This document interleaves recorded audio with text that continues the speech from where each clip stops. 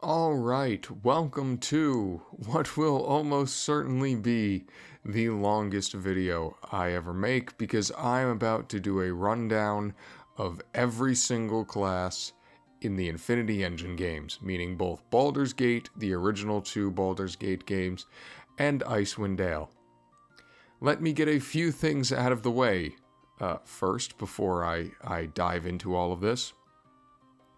This is not necessarily going to be a scientific video. I am basing this off my own opinions of the classes themselves. I will be telling you about them, then putting them in a tier list.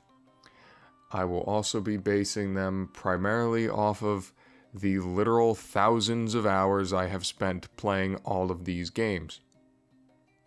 Additionally, this is going to be a somewhat more general rundown of these classes. This is not going to be how to best play these classes or a ranking of these classes based on how purely strong they are for power gaming, for playing with things like Ascension or Sword Coast stratagems or things like that. I have played with all those things. I find it very enjoyable. It is not how I typically play the Infinity Engine games and not how I think most people will typically play these games. As such, I'm going to be talking about these classes somewhat more generally.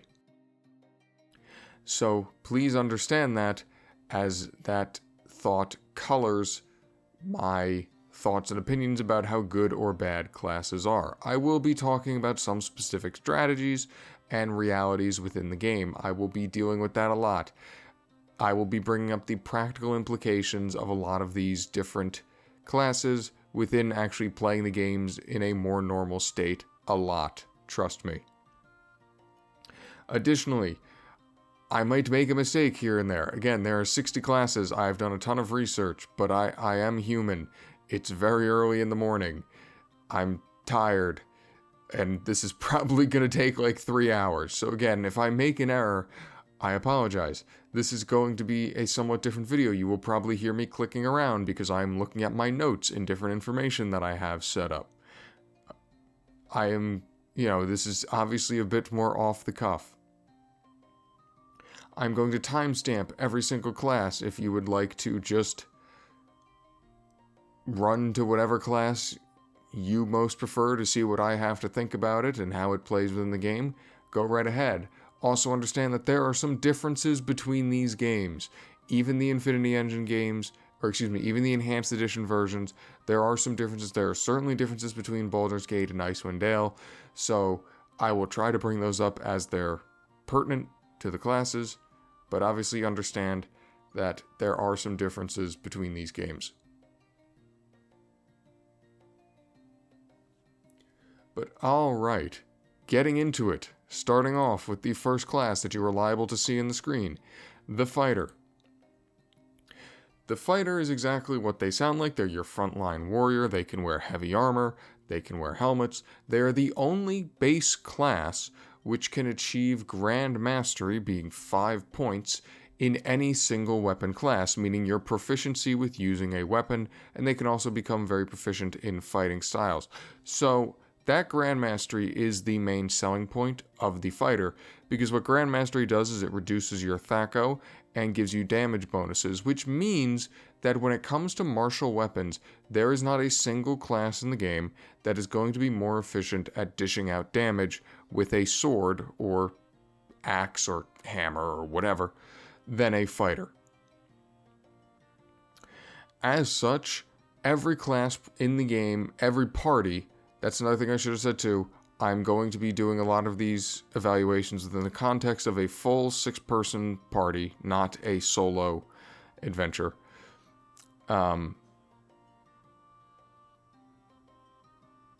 Within every 6-person party should have some form of fighter in them, in all likelihood. Now, if you're like me, and you think about Dungeons & Dragons, and particularly 2nd Edition Advanced Dungeons & Dragons, which is what Baldur's Gate and Icewind Dale are played within, the same way I do, then you are probably unfairly harsh on fighters, and that's because every edition of Dungeons & Dragons, not even any of these games, follows the curve that fighters or warriors are stronger early because they have more health and their weapons are more valuable early on than the more limited spell selection of a mage or sorcerer. But then, as time goes on, and mages get more spells and better spells, they become stronger than the fighters.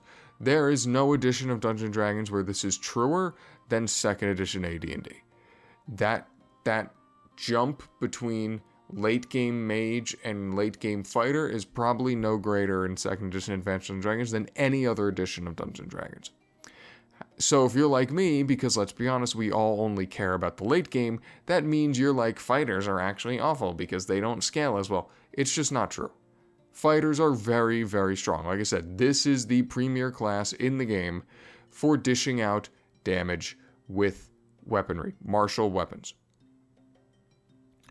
Additionally, obviously, fighters serve as your frontline tanks. They have the highest hit die at 10 hit points per level. You give them a strong constitution. You're going to have hundreds of hit points literally by the time you reach the later stages of things like Icewind Dale and Throne of Bhaal and Baldur's Gate 2. Fighters are really, really, really, really, really, really good. You should have them in your party. I am ranking fighters as A tier, and the only reason I'm ranking simple fighters as A tier is because the Berserker class is just better. So Berserkers are fighters, except they get an ability called Rage. Rage lasts 1 turn, which in the context of how time works in these games is a minute. There are 10 rounds in a turn. Each round is 6 seconds. A la the Rage lasting 1 turn means it lasts a minute. 6 times 10, 60 seconds. While enraged, the Berserker gains, ready for this? +2 to his attack and damage rolls, as well as to his armor class. He then becomes immune to Charm, Confusion, Fear, Feeble Mind, Hold, Imprisonment, Level Drain, Maze, Stun, and Sleep. AKA, they are now completely, for a minute, completely immune to all relevant forms of CC. Because that wasn't enough, they also gain 15 temporary hit points, which are taken away when the state ends. Now you might think that might have the downside of killing you if you are at lower than 15 hit points when the Berserk state ends. It does not. If you are at lower than 15 hit points, you are simply knocked unconscious. The reason why this ability Rage is so unbelievably good is because most, if not all, combat within this game is going to be done within a minute. Right? The main downside, or what is supposed to be the main downside to this class, is that you become far weaker when you're done berserking. You get a -2 penalty to your armor class, 2 hit rolls, and damage rolls. But that doesn't matter because, again, chances are, for any fight that you're actually going to be raging for, it's going to be over within a minute.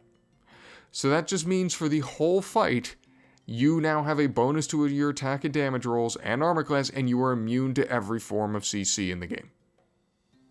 It is unbelievably strong.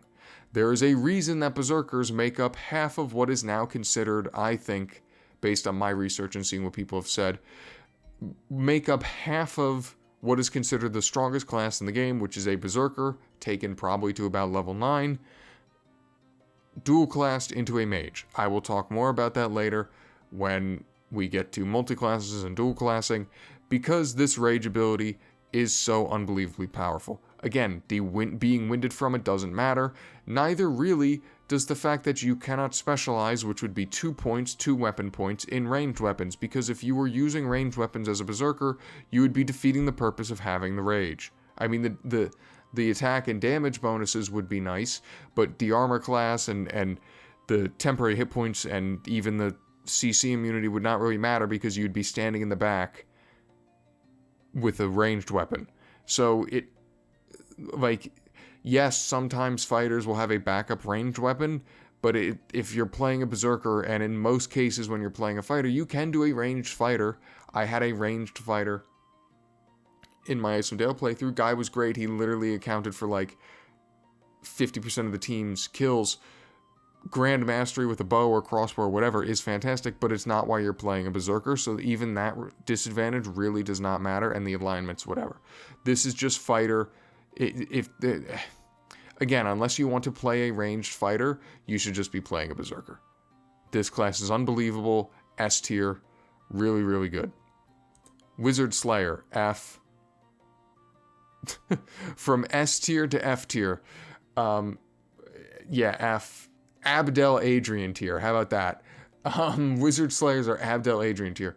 So, listen, this class is not awful for the reason that I think a lot of people initially probably think it is.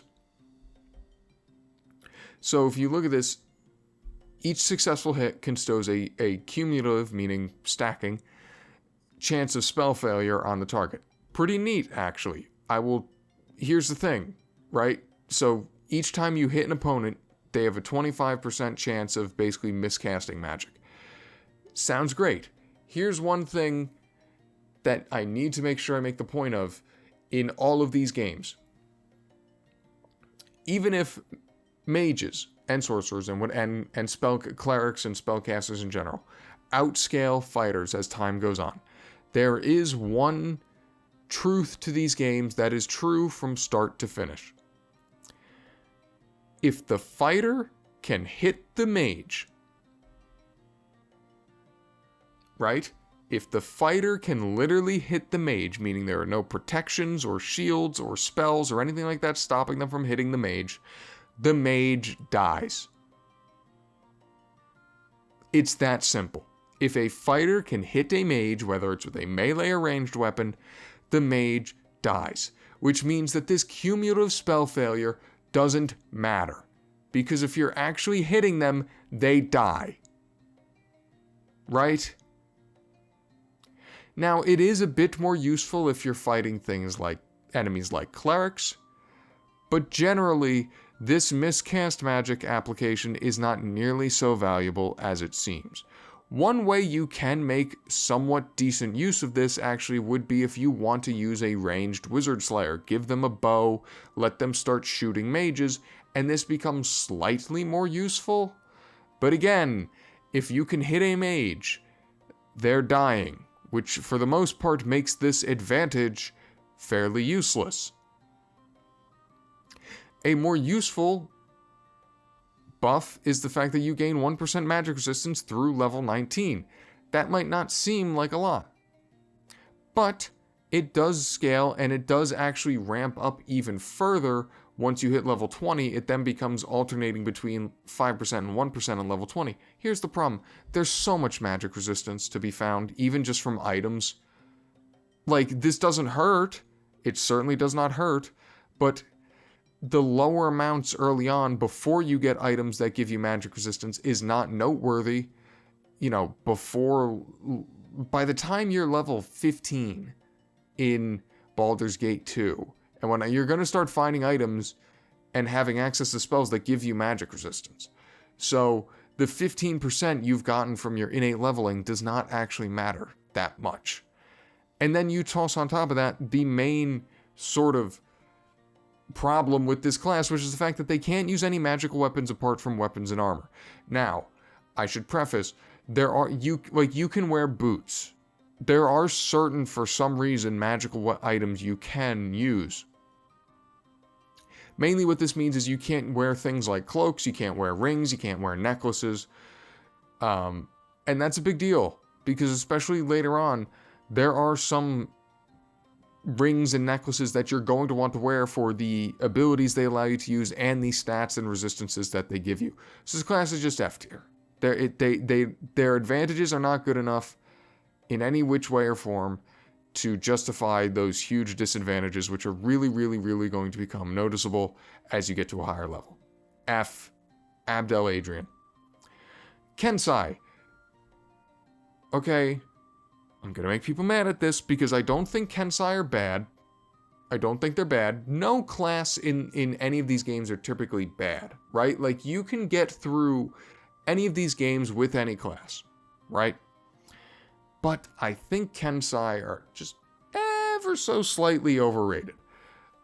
The reason for that is that for a long time, Kensai mages were thought to be probably the best class in the game. And listen, the Kensai is good.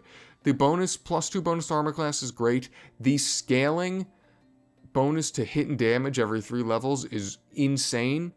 I mean, if you think about it, like, you're, as a pure Kensai in things like Baldur's Gate 2, you're gonna reach level 25, somewhere around there, which means you're just dropping an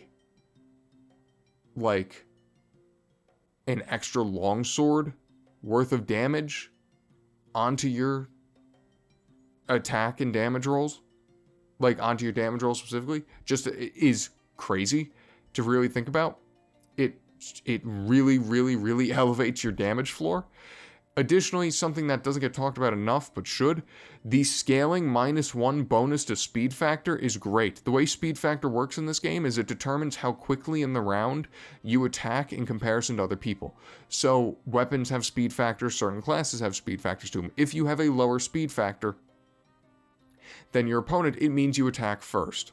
That is obviously hugely valuable. The fact that it then scales, which again just means it's even more likely that you are attacking more quickly than your opponent, makes it all the better. They also gain use of the ability called Kai, which means all your successful attacks within 10 seconds, which is not a ton of time, deal maximum damage. The problem with this, as far as I'm aware, I am willing to be wrong about this because I've looked it up several times and I have found no concrete confirmation.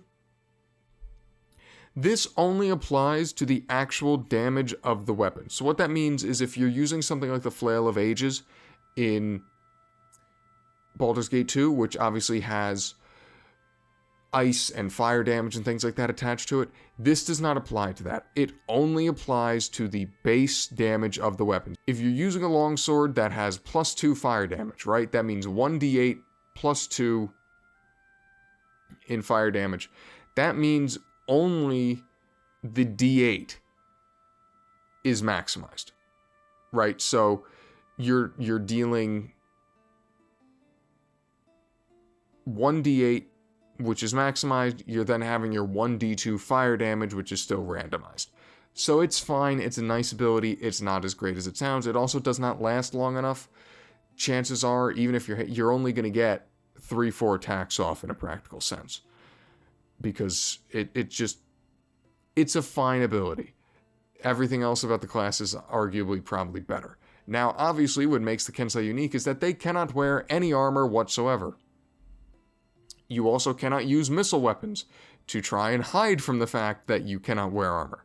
The biggest thing about not being able to wear armor, obviously despite the fact that your armor class suffers so greatly, a lot of armor is where you get things like resistances and stat bonuses from. You can still wear trinkets, necklaces, and rings and whatnot, though you can't wear bracers for some reason. But the bigger problem about you not being able to wear any armor is that you can't wear helmets. So helmets in these games prevent you from being critically hit, ever. As funny as it sounds, if you're playing these games normally and all of your fighters have helmets on, your frontline fighters who are engaged in melee, you might go the entire game, any of these games, Baldur's Gate 2, Icewind Dale, without ever being critically hit. Seriously, you might go without ever being critically hit by someone.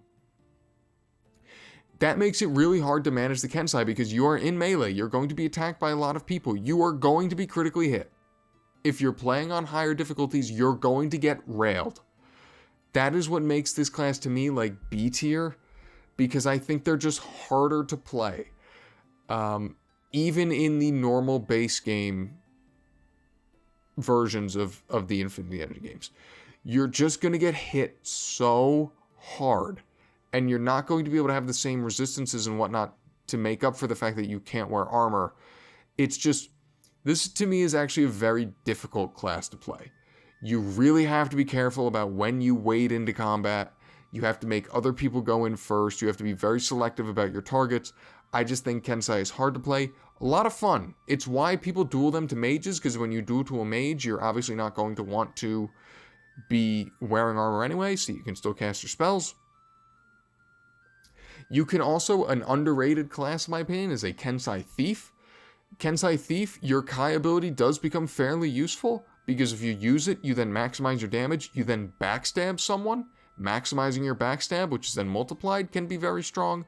But in general, using this class as a fighter, to me, is really, really, really difficult. And as such, is B tier. I now just realized I have to go back. I have to turn my race. I have the game open to turn my race into a dwarf so that I can look at the Dwarven Defender. There we are. So Dwarven Defender, in my opinion, the single best frontline tank in the game. They gain use of an ability called Defensive Stance, which for one turn, again a minute, grants them 50% resistance, which is cumulative with your other bonuses and resistances, to physical damage. +2 bonus to saving throws, which is great. Saving throws are so important. I don't think people recognize just how important saving throws are. Saving throws are what stop you from being held, from being petrified, from being confused, from being poisoned. A blanket +2 bonus to your saving throws is fantastic. Now, this does come with the downside of a 50% movement rate penalty. Movement speed in this game is really important. And this sort of, and 50% penalty is huge. I know you're probably thinking to yourself, well, I'll just haste, or I'll wear the boots of speed, and that will fix it. Not really. Yes, it will help somewhat, but it is not, and you are still not going to be moving anywhere near as quickly as people that are not at this sort of movement rate penalty.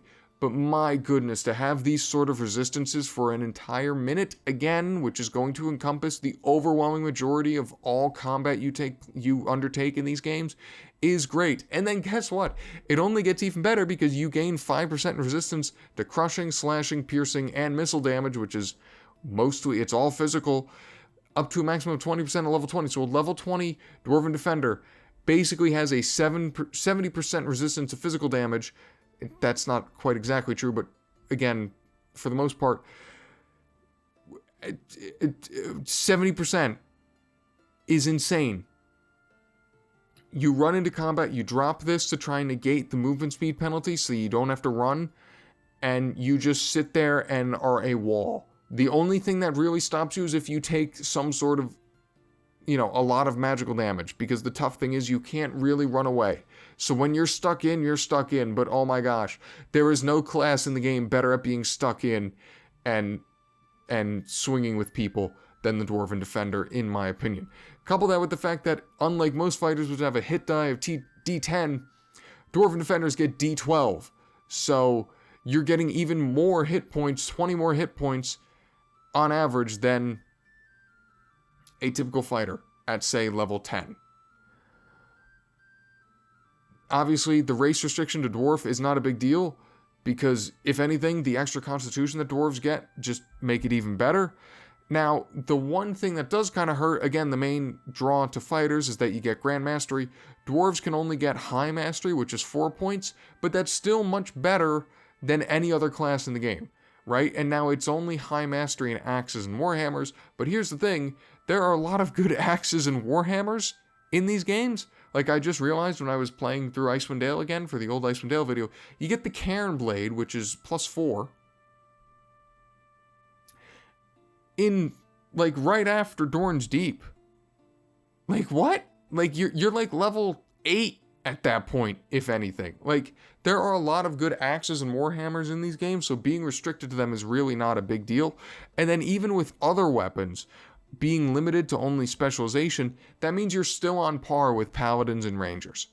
So you're not necessarily any weaker in that respect. This is just, it is so much defensive prowess for, in my opinion, not a huge offensive downside drawback. S tier, the best frontline tank in the game, in my opinion. Barbarians. So barbarians are a little different because the enhanced editions list them under the fighter kits. They're not fighters. They were their own class in the original Baldur's Gate 2 when they were first introduced. So they're a little different, but they are very similar. So they can only wear splint mail, and they follow the same weapon restrictions as paladins and rangers, which means they can only reach 2 points specialization in any weapon. That hurts. That seriously does hurt your THAC0 and damage output. Being restricted to only splint mail is not as big a deal as it seems. There are some very, very good suits of splint mail in all of these games. moving faster 2 points. I hate the fact that it describes Barbarian as 2 points faster and Dwarven Defenders as a minus 50% penalty. I hate that. I hate the lack of consistency. But moving faster than having the movement speed is really, really important in these games, guys. It's what lets you kite enemies if you're in a pickle. If you take a Barbarian, up their movement speed, right? So 2 points faster than everyone else. Take a Barbarian. Put the Boots of Speed on them. You probably don't want to use the Boots of Speed a lot because there are a lot of boots in all of these games that grant things like resistances, whether it be to things like usually elements like cold or electricity. You really want that, especially as you get to higher levels and start facing higher enemies, stronger enemies. But if you want to put Boots of Speed, so 2 points faster innately, Boots of Speed, haste, or some sort, movement speed increase, and you're flying. You are on top of whatever enemy you want to attack quicker than you can blink. Honestly, you will be on top of even mages pretty much like as they're getting their spells up. It's very, very valuable. I think more valuable than people realize to have this sort of movement speed. Being immune to backstab as well. You think there are a lot of places where you deal with thieves, like if you want to deal with literally like the Shadow Thieves in Baldur's Gate 2, or the Thieves in Lower Dorn's Deep in Icewind Dale, being immune to backstab is very valuable. There is more backstabbing in these games than I think is recognized. They also get use of an ability called Rage. It is not the same as the Berserker Rage. It's basically I call it like a baby rage. It only lasts half as long for 5 rounds. You get a bonus instead to your strength and constitution. You get a penalty to your armor class. Though you do get a save to bonus saving throws versus spells, as well as the same CC immunity. So it's good, it's not as great, it doesn't last as long. This will run out during combat. There are certainly combats where this will run out during, but while it's up, it's pretty good. The immunities to CC are definitely worth the armor class penalty. And then as well, through level 19, you get the same 20% resistance to crushing, slashing, piercing, and missile damage. Really good. Barbarians are A tier to me, combined with the D12 hit die, which is really nice because, again, you're only wearing splint mail. They're really strong. They are just basically a different way. They're a slightly more offensive fighter. It is kind of a pick your poison thing. I think they're really good. I've played a Barbarian through the whole game. Dual wielding is usually the way to go. You pretty much just want to, you're already not as defensively strong from an armor class standpoint as a normal fighter, so you might as well just get really crazy and 2-weapon style it. That's what I usually do. Longsword, stuff like that. Again, Flail of the Ages in Baldur's Gate 2. Something like Defender of Easthaven could actually be really good for Barbarians because of the extra resistances that it grants you. But Barbarians are A tier. They're very good. No real complaints there. Rangers. There is a video to be made about how Rangers have basically been bad in every edition of Dungeons & Dragons. They were okay. They were okay in, first edition. Or, excuse me, was that the original set? One of the earliest editions of Dungeons & Dragons, they were kind of okay. Every edition since then, they've been pretty awful. The problem with Rangers in the Infinity Engine games is that everything they get seems really cool. It's not actually in practicality that good. So you can wear all the armor you want, but you can only get 2-point specialization in weapons. Though you do start with 2 points in 2-weapon style, which is good because it lets you use those extra points for other weapons. So you can get skilled on a lot of weapons even if you're only getting specialization. But otherwise, the Ranger does not really get much of anything worthwhile. They get a racial enemy, which gets them +4 to hit and damage against those enemies. Seems great, except for the fact that you're not going to fight your racial enemy enough that it's actually worth anything. It's only actually valuable if you're actually fighting your racial enemy. which again, in most situations, you're not going to be. Charm Animal is useless. I don't care what game you're playing. It's just not good. There are not enough animals that you actually fight that even if you do charm them, they don't do anything for you. They become walking distractions. It's a useless ability. You can hide in shadows, but you can't backstab, and you can only hide in shadows when you're wearing no armor, leather armor, or studded leather armor. Which again means, for the most part, Rangers are not going to be hiding in shadows. You do get Druidic spells at level 8, but you only get them up to level 3, which means really the only useful Druidic spell that Rangers get, and it is a good one, is Armor of Faith at level 1, which does scale over time, but generally, Rangers, they're C tier. They're so much weaker. They do get Tracking as a high-level ability in Baldur's Gate 2. Ooh. Yay. They're not...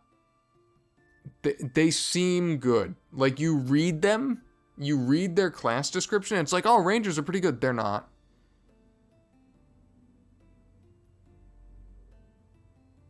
They're not.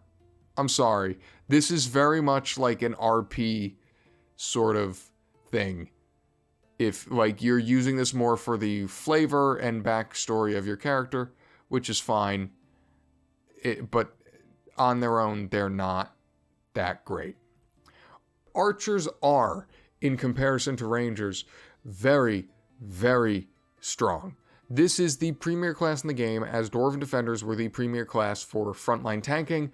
Archers are the best class in the game for dishing out damage with ranged weapons. +1 to hit and damage rolls with any missile weapon every 3 levels. So to put in perspective, fighters to get to level 20 is 3 million experience. Rangers do level somewhat slower. They're 3.6 million. But, it's not so much slower that it's a problem. So to put in perspective, when you reach level 24, which you will do in things like Baldur's Gate 2, you have now just dropped, as I said earlier, an extra long sword on top of your damage. Which is crazy, especially because it's coming from a bow where you're safe in the back line. Archers are the only class in the game outside of fighters that can achieve Grand Mastery, doing so in longbows, short bows, and crossbows, which just further elevates your THAC0 and damage numbers. And they also get use of Called Shot. So Called Shot is kind of cooler than it sounds, than it is actually practical. It suffers from the same issue as Kai, with the fact that it only lasts 10 seconds, which means you're only probably going to get 3 or 4 attacks off. But it is so the effects stack. So it will cumulatively lower someone's THAC0. It will cumulatively lower a strength score. It's fine. The Called Shot is more, you're going to use it when you like remember it. Like, oh, I have Called Shot. But it's not going to be something like that you're throwing up every combat. It's fine. But what you're really playing this class for is that scaling damage, as well as the Grand Mastery and bows. The fact that you can only wear leather, studded leather, and hide armor doesn't matter, because you're in the back line, and you're not going to be getting hit by things ideally. Nor does the fact that you can only become proficient 1 point in melee weapons really matter, because why are you meleeing? I don't care if someone gets on top of you, run away from them and start shooting them. There is zero reason to ever use a melee weapon as this class. And losing Charm Animal doesn't matter because it sucks. Give them a great, Baldur's Gate 2, Firetooth, Haste, Go Insane, destroy everything in your path. This is S tier, the best, single best class for dishing out ranged weapon damage in the game. Stalkers. I think Stalkers are a little better than people give them credit for. So they gain 20% to move silently and hide in shadows, and more importantly, they actually gain a backstab modifier. Even if it is a little bit lower than the Thief modifier, it's only ×4 at level 17, but the thing you have to remember is that because Rangers get... Rangers, as do Fighters and Paladins, they get percentile strength, which further boosts your damage. So you get to an 18 strength and then 18/whatever. That percentile strength further boosts your damage, which means even though you're backstabbing at a lower modifier, you're now dealing more damage because your strength modifier is higher than it can be for a thief, which is really valuable. So again, it's a lower modifier, but you are still able to do some really, really nice damage with that backstab. Additionally, being able to memorize 3 mage spells, and they're good mage spells, mainly haste and minor spell deflection, really, really strong, like underratedly strong.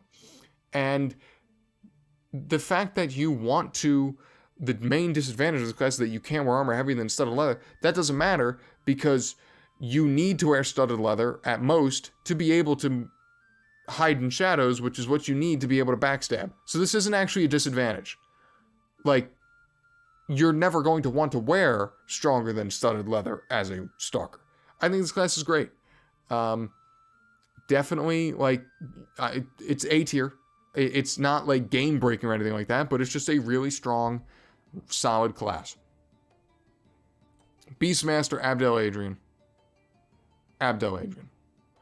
So they get bonuses to move silently, hide in shadow, useless because they can't backstab. Find Familiar, I guess, is fun. It's vaguely useful. It gives you some extra hit points, but other than that, it's not good. And obviously, if your Familiar dies, you lose Constitution.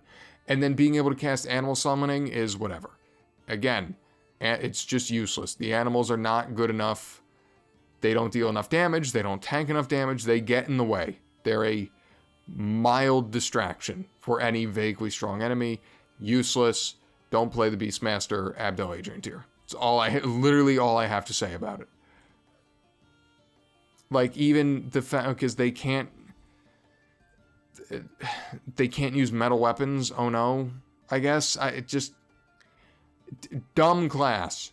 Dumb. It honestly feels like there was supposed to be more to it that just didn't get added for whatever reason. Paladins. Same as Rangers in terms of weapon specialization, though they don't get the free 2 points in 2-weapon style.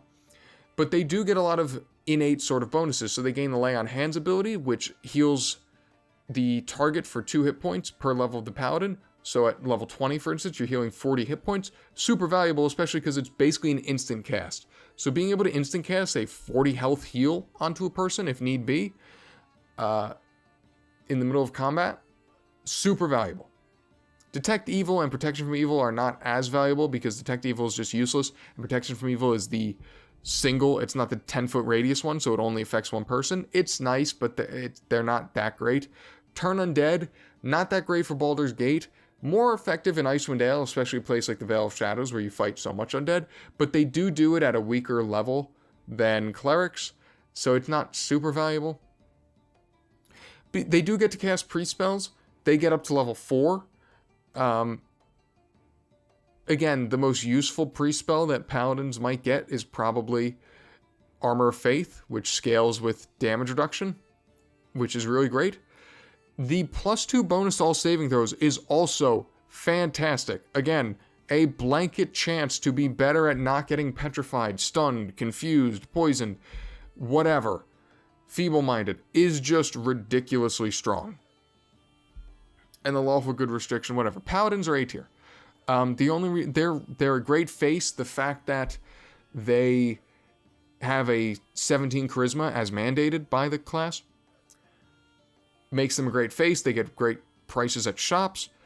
Additionally, I do need to point out, though, you have to follow the rules when you're playing Paladins and Rangers. Both Paladins and Rangers, if their reputation falls too low in Baldur's Gate, or if they kill an innocent in Icewind Dale, they do what's called fall. They become fallen Paladins or fallen Rangers, which means they lose all their cool exclusive abilities. So if you fall as a Ranger or a Paladin, you then can't, like, lay on hands, and you can't cast spells. There is a way to undo it in Baldur's Gate 2 for the Paladin. But for the most part, if you fall, you just become an awful fighter, which means you need to reload your game. So you do have to follow the rules. But other than that, really, really strong, as a great face for the party, and the bonuses that they get, the benefits from some of these abilities, definitely help them keep pace, despite the fact that they're not as good at actually whacking people with their sword. The reason base kit paladins are only A tier is because the class kits are just better. So Cavalier, +3 to hit and damage against fiendish and draconic creatures. Again, It's good for when you're fighting those creatures, but it's not as good as it seems at face value, because again, it's only when you're fighting those creatures. Remove fear is nice, 1 time per day per level, whatever. Someone gets feared, you drop it on them. Immunity to charm, fear, poison, and morale failure, great. The first 3 are great. Morale failure, you don't see a lot of morale failure out of your point character, which is who Cavalier, out of your created character. But the first 3, charm, fear, and poison, very valuable. And then 20% resistance to fire and acid is insanely valuable. There is a lot of, one of the toughest fights in Baldur's Gate 2 is Fearcrag, who you're going to want to fight to get Karsummer, which is the +5 Paladin Greatsword. He has Fire Breath, so reducing that damage innately by 20%, really strong. Not being able to use missile weapons does hurt. Paladins, especially because they only get specializations, are usually helped by having a sort of backup missile weapon, whether it's a crossbow or a sling or whatever. So this does hurt, but it doesn't hurt enough. This to me is an S tier class. I value the resistances that much, and the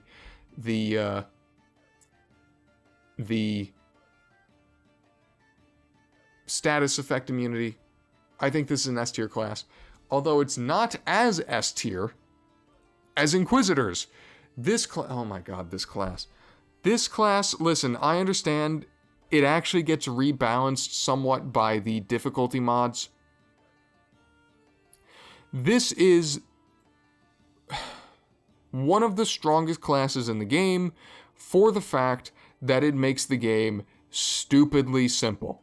So, the Inquisitor, they are paladins that gain the ability to cast Dispel Magic at level 1, and they gain 4 uses every level thereafter.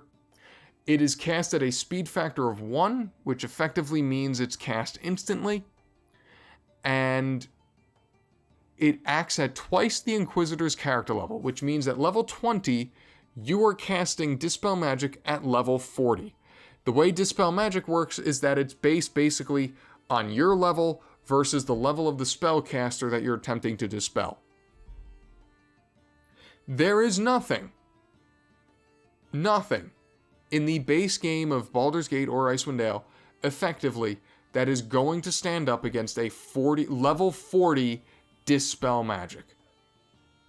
You literally just, combat starts, the wizards throw up their protections, you drop the Dispel Magic on them, the protections are now gone, and the fight is made stupidly simple. It really does, playing with an Inquisitor in your party, especially for Baldur's Gate 2, really puts the game on easy mode. It is unbelievable how stupidly easy this class makes the game. I will say, technically, because of the way the engine works, it is not guaranteed to... Basically, you have a 99... When you hit level 20, you will have basically a 99% chance to dispel, because of the way the engine works, there is always a 1% chance that the opponent succeeds, but again, that is still insane. True Sight is also useful, letting you see through illusions and whatnot. It's useful, but you should also probably have a Thief detecting illusions, so it's nice, but it's not fantastic. And then the immunity to Hold and Charm is just great. Not being able to turn undead doesn't matter that much, because you'd rather have a Cleric do it anyway. Lay on Hands, not getting Lay on Hands does hurt, as does not getting Pre-Spells, because again, you really want the damage reduction from Armor of Faith. But I honestly think, again, for base game Baldur's Gate, Icewind Dale, 6-person party gameplay, this is one of the S tier, one of the best classes in the game. It makes the game stupidly simple. It is so good. It's why you take Keldorn in Baldur's Gate 2. S tier, S tier, S tier. Play it. Undead Hunter. +3 bonus to hit and damage rolls against undead creatures. Again, it's only useful if you're actually fighting undead. Surprisingly good in Icewind Dale, because there is a lot more undead in Icewind Dale. And this also scales somewhat better. Undead creatures is not bad later in the game, because you'll be fighting things like mummies and liches. So it's not just hit and damage against stupid skeletons. And the immunity to Hold and Level Drain is nice as well. Not being able to Lay on Hands does hurt. it does. Legitimately, fundamentally, it hurts. It's why I only rank this as A tier. Because, again, losing that heal is a big deal. The Blackguard, or Blackguard, or whatever you want to call it. So, this is the evil Paladin. Immunity to level drain and fear, great. May turn undead as a Paladin on the same level, fine. They gain absorb health, which is basically a spell that they cast on the enemy. It deals 2 points of damage per level of the Blackguard, and then heals the Blackguard for that same amount. This does bypass magic resistance, though it can be negated through certain spell protection, so it's nice, but it's not foolproof. But it is good, being able to deal this damage and then heal yourself for the same amount. Pretty good. Poison Weapon used to be a lot better. Got nerfed pretty heavily in the enhanced editions. It's fine. It lasts 5 rounds, 30 seconds. Each successful hit within those rounds has a chance of affecting the target with poison, although they can only be affected by, it doesn't stack. They can only be affected by it once per round. It's good. It's not as useful. The main benefit to Poison Weapon is if you can, like, get it on a mage to stop them from casting, because it will. So it's not as useful for the frontline targets that a Blackguard is probably going to be fighting. But it's still good. You know, like at 13th level, 1 point of damage if it hits for 24 seconds, and then also immediately suffers 6 poison damage with no save. That means if you hit, you're dropping 30 extra damage on your attack. It's good, nothing to complain about, but it used to be way better. Aura of Despair is a really good ability. Basically, enemies within 15 feet get pretty huge penalties to hit and damage, as well as a penalty for their armor class for a turn, which is a minute. Really, really, really, really, really good ability. I did not use Aura of Despair nearly enough having a Blackguard in my Icewind Dale playthrough. This is really what makes the class, in my opinion. It just really, really severely weakens anyone within a reasonable radius of you, and anyone that is going to be relying heavily on hit and damage rolls in combat and their armor class. So it's super, super good. The alignment restriction, whatever. Detect evil, whatever. Protection from evil, whatever. And again, not being able to, they don't get to use Lay on Hands instead of Absorb Health, so you do have to consider that, because it means you can't heal your allies, for instance, but you do still get all the other, you get divine spells. Good class, really good, S tier. S tier. Moving on to Clerics. Clerics are the necessity. They are certainly a necessity in these games. You should absolutely have a Cleric in your party at all. Like, every party needs at least one, probably 2 Clerics and or Divine Spellcasters. Clerics are the best Divine Spellcasters in the game. They get the largest assortment of spells, a lot of spells specifically that Druids don't get. They are your main healers, your main buffers. Things like chant, prayer, protection from evil, which obviously increase the combat and defensive capabilities of your party massively. They are fairly good tanks because they can wear heavy armor. The problem with clerics, they can turn undead, and they're actually good at turning undead, unlike paladins. They can, despite the fact that they only get D8 hit die, they can tank. The biggest problem with clerics is that they're really, really, really deficient in combat. So they can only use non-bladed, non-piercing weapons, which means warhammer, club, flail, mace, quarterstaff, and sling. And they can only become 1 point in any weapon class or fighting style. That means if you want to, basically, it means you're not able to really you don't get any bonuses effectively to hitting. They are not a warrior, so they don't get the percentile strength. They don't get that bonus either. And as far as the fighting style, that means they're not realistic dual wield candidates, because the offhand penalties are so massive. When you don't have at least 2 points, preferably 3, into weapon style. But they make up for it in the fact that, again, they are the best divine spellcasters in the game. You need them. They're a necessity. You should want them. Their ability to keep people alive and also weaken enemies, additionally, is almost second to none. From, again, a buffing, supporting standpoint. But they are nowhere near as good in combat as fighters, despite the fact that they will probably be standing alongside them in a lot of situations. They're still S tier.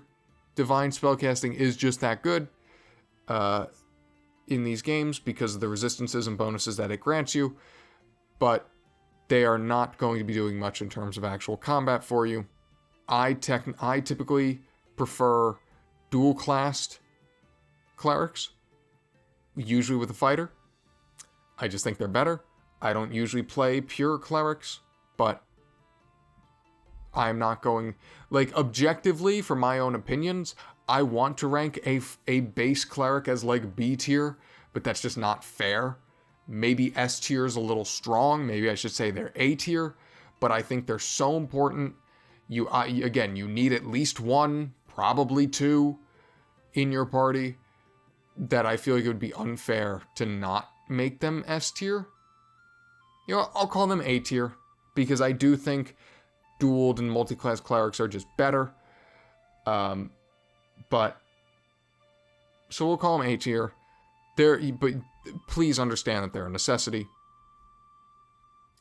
Moving on, these are kind of weird. The cleric class kits just give you some bonus abilities, and they have no real downsides to them, except for what alignment you must be, which you have to pick an alignment anyway, so you might as well just find the alignment that you want to be, and then choose the priest kit of that alignment.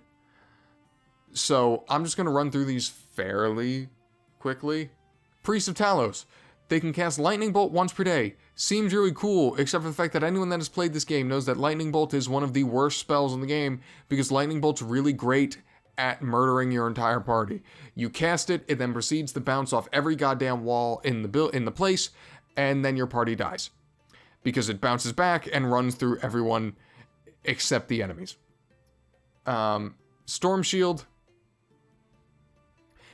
is kind of nice. It gives you good protection against elemental, lightning, fire, cold, and normal missiles. The normal missile isn't as useful as time goes on. But this is really only useful, like, past level 10, where it starts to last a turn, 1 round per level of the caster. But it's a nice... Storm Shield is nice. It's good. Again, it's extra bonuses with no downside. I'll still call it A tier, I guess. Priest of Helm. True Sight, nice. Again, you should have a thief detecting illusions, but True Sight is useful. Seeking Sword. This is almost a really cool ability. So when you read it, the sword is enchanted as a +4 weapon and provides a +4 Thaco bonus, but no damage bonus, which is fine. It deals 2d4 damage to any target it hits. It sets the cleric's number of attacks per round to 3 and lasts 1 round per level. So you would look at this and say, oh wow, when I start to get to a higher level as a Priest of Helm, I'm totally going to Seeking Sword, and now my cleric won't be totally useless in combat. That is great, except for the fact that while it's equipped, you cannot cast further spells. That means, theoretically, this ability gets less useful as you get to a higher level. Because as combat goes on, you might want to start casting spells, which you now can't because your Seeking Sword lasts longer. Again, I'm not going to knock the kit, because again, it literally has no downsides, it's just extra abilities, but it's not as cool, it's not as good as it seems. It seems like it should be great, it is not necessarily all that great. Priest of Lathander. Hold Undead, it's not that good. Hold Undead's kind of useless. The Boon of Lathander is a nice spell. 1 round per level of the caster, bonus to attack and damage rolls, saving throws, that's the real benefit here, and an extra attack per round, and also protects from level drain. Again, the bonus to saving throws is great. It can last a long time when you get to higher levels. It's just a nice general buff to give your Cleric. Pretty good. Priest of Tyr. So this is interesting. This one's kind of unique because they gain the ability to cast Exaltation. The reason this is unique is that Exaltation does not exist in the base game. It is added through certain mods and certain things. But Exaltation is great for the fact that it removes things like Feeble Mind, Unconscious Intoxication, and Berserker Confused. The recipient is also protected against spells and other attacks that cause those effects for one turn, which is a whole round. This is good because it is a unique sort of thing that,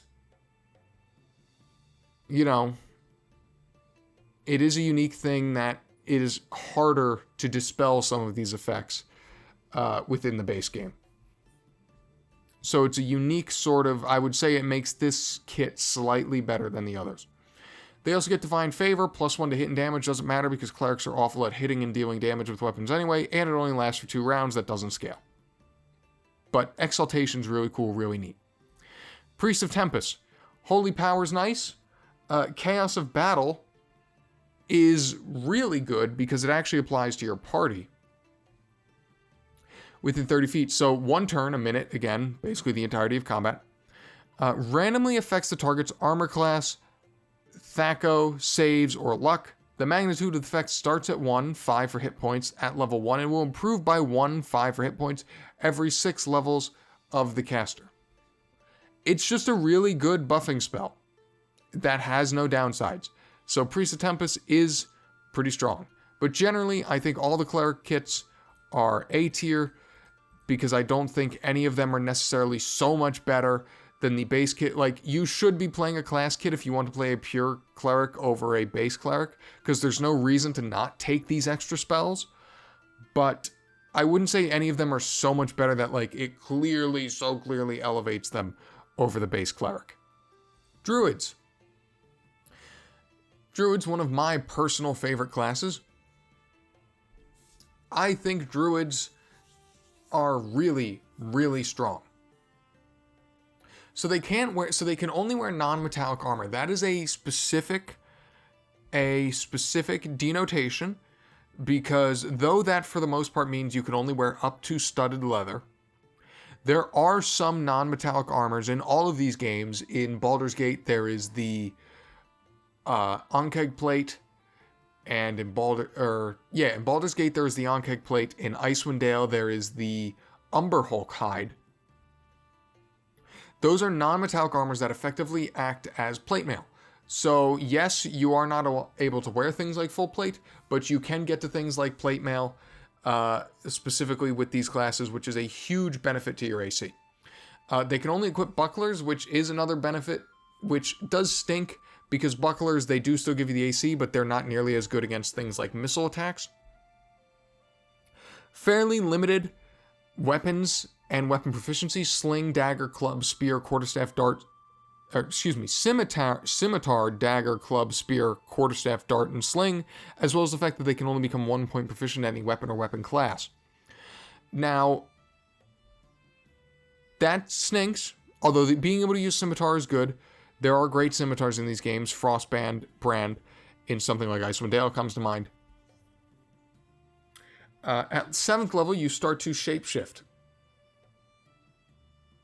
Wolf, black bear, or brown bear once per day. The ability to shapeshift into those creatures is not necessarily what you're looking for. When you start getting into Baldur's Gate 2, you get high-level abilities, and eventually you will be able to shapeshift into things such as elementals. Icewind Dale as well also gives you the ability to shapeshift into elementals, because Icewind Dale doesn't have the high-level abilities, but you get what I mean. 15th level, becoming immune to poison. Really nice. And then at 18th level, gaining 10% resistance to cold, fire, electricity, and acid, and then a further 10% at 21 and 24, meaning at level 24 you have 30% resistance to the main elements. Very, very, very powerful. The alignment restriction to true neutral doesn't matter. I'm going to put Druids. Druids do not get the same, they get a much truncated spellbook. They do not get nearly the same spells. They don't get things like Resurrection. They don't get things like certain buffing spells. Like, they don't get Prayer. So they are weaker in terms of buffing, but they are stronger from an offensive standpoint, from the fact, again, that they can shapeshift and whatnot. They also get things like Barkskin, Iron Skins. Iron Skins is really good. Iron Skins is really strong. Iron Skins is really strong no matter what cleric you're playing, but I just thought about that because of Barkskin. Barkskin isn't great, but so they do not get as deep a spellbook, but they are still casting plenty of buffing, healing spells. They can play that role well. The true neutral alignment doesn't matter. Druids are A tier. The only reason is because if you're going to play a Druid, again, I put them in the same sort of level as Clerics. You should probably have one.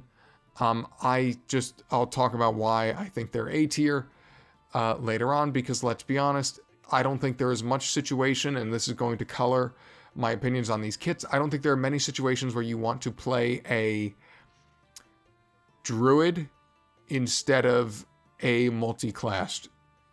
Basically, I don't think there's much reason to play a straight Druid instead of a fighter Druid. I think fighter Druids are just much, much stronger. I will talk about them when we get to multi-classes.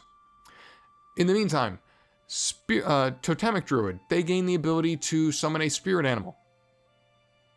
This is fine. I played a Totemic Druid in my Icewind Dale playthrough. The spirit animals are fairly strong, even as far as the fact that animal summons are not great. 10 hit die at level 10 is nice.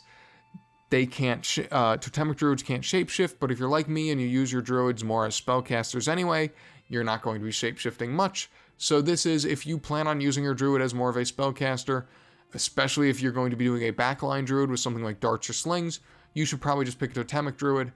To me, the benefit of being able to summon a spirit animal basically cancels out being able to shapeshift, so we'll call it A tier as well. Shapeshifter. This is one of, in my opinion, I think this is a good class. It's kind of has a weird history because throughout certain editions of the game, they've been bugged, specifically the greater werewolf that you're supposed to be able to transform into as you get later in the game is bugged, but I think this is an A tier class. You almost play the Shapeshifter kind of like a Kensai, right? So they can't wear armor, but obviously they gain the ability to shapeshift into a werewolf, which makes them very, very strong. Werewolves, obviously, are very strong. If you buff them properly, as you need to buff a Kensai, give them things like haste, give them damage reduction protections, they can be very, very powerful and dish out a ton of damage. You have to be very, very careful about, again, when you go into combat, because your AC is not going to be great, although you will still get great resistances from things like cloaks and boots and whatnot. But I think shapeshifters are kind of, I think the reason why they've been considered bad in a lot of situations is because they're actually bugged, or they were bugged. It should be fixed now, if I'm not mistaken. So the greater werewolf, basically the greater werewolf in original Baldur's Gate 2 used to be like useless. It was completely bugged. You did not get any of the extra bonuses you were supposed to get. I am 99.9% sure that is fixed in base game, in the enhanced editions. Mainly because I played a shapeshifter. It felt a lot stronger when I played it. When I got to the higher levels, it also wouldn't make any sense considering they fixed like every other bug. But I think it's a difficult class to play, kind of like a Kensai. But I think personally, whereas a Kensai, I put them in like B tier, I think shapeshifters can still be A tier because you still get divine spellcasting, right? Like you can't spellcast when you're a werewolf. Or can you? I'm not sure why I'm blanking on that. I don't think you can. Because you can't spellcast while shapeshifted. Yeah. No, you can't spellcast while shapeshifted. So, But you can drop it, obviously, and you get additional uses as you level up, and you can spellcast and then go back. The problem is, if you're not playing as a werewolf, your Shapeshifter probably is missing out on a lot of the power that they get. But I still think this is a great offensive class. It does need some help, but coupled with the divine spellcasting ability, I still think this class is pretty good. I think it's A tier. Avenger, somewhat unpopular opinion, F. Here's why, okay? So they get additional shape-shifting abilities. Sword Spider, Baby Wyvern, Fire Salamander, great. They gain additional uses as they get to higher levels. That is not why you're playing this class. You're playing this class because they gain wizard spells that they can copy and learn as druid spells. Here's the problem. They all suck. Chromatic Orb is awful. It does not scale high enough. It does not do enough. Ironically, the Chromatic Orb that was in the Icewind Dale manual might have been great before they nerfed it, but Chromatic Orb as it is in these games is not great. Web is just too difficult to use in a practical sense. You're just gonna, unless you have a freedom of movement dropped, as well as the fact that when you think about it, there are a lot of enemies that are not going to be particularly affected by web. Lightning Bolt, as I already brought up, pointless, because it's just going to kill your party. Improved Invisibility, I guess, is nice, but Druids themselves don't have much use for it, but I guess they could make use for it with other people. I don't know, maybe there's a way I'm not thinking of that I've never found to use Improved Invisibility as a Druid, but yeah, it's fine. Chaos is nice, to be able to chaos people and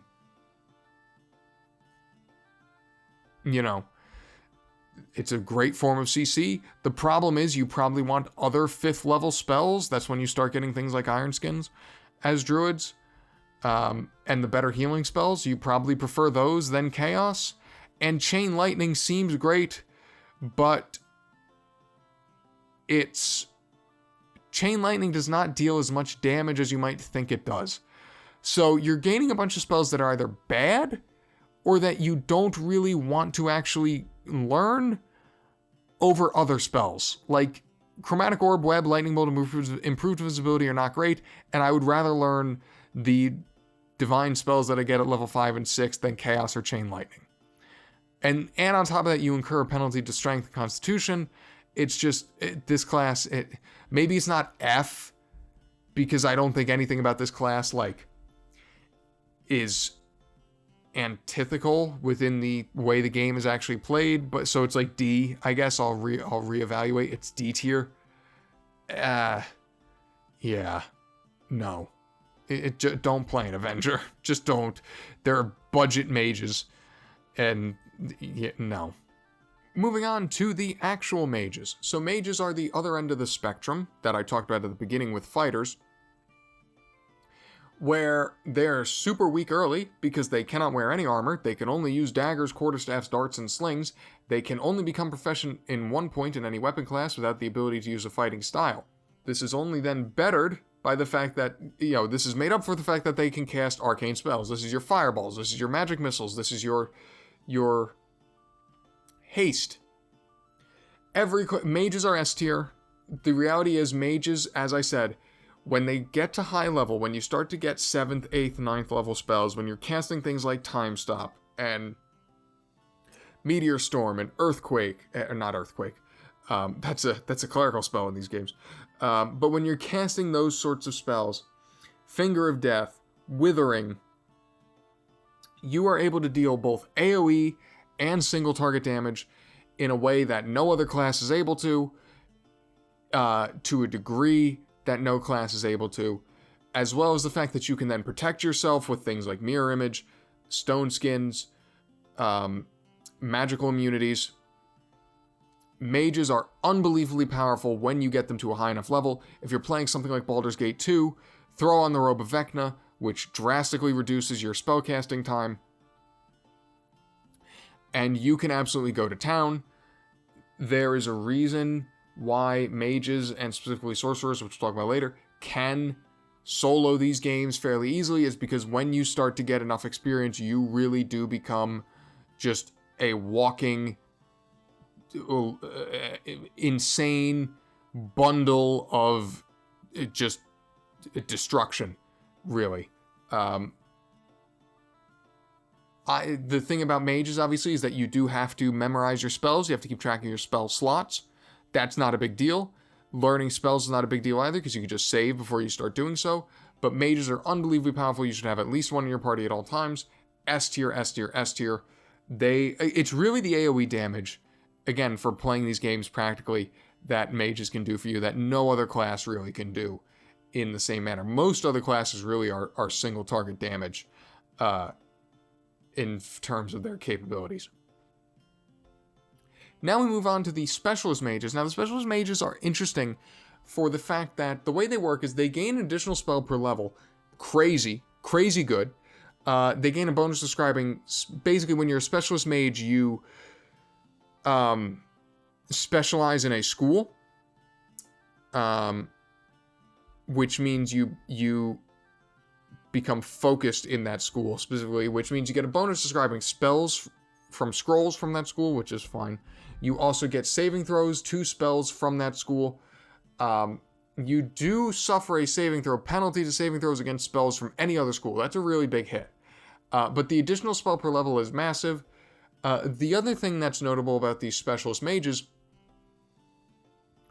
is that you lose a school of magic, effectively, meaning there is an entire school of magic from which you cannot cast spells.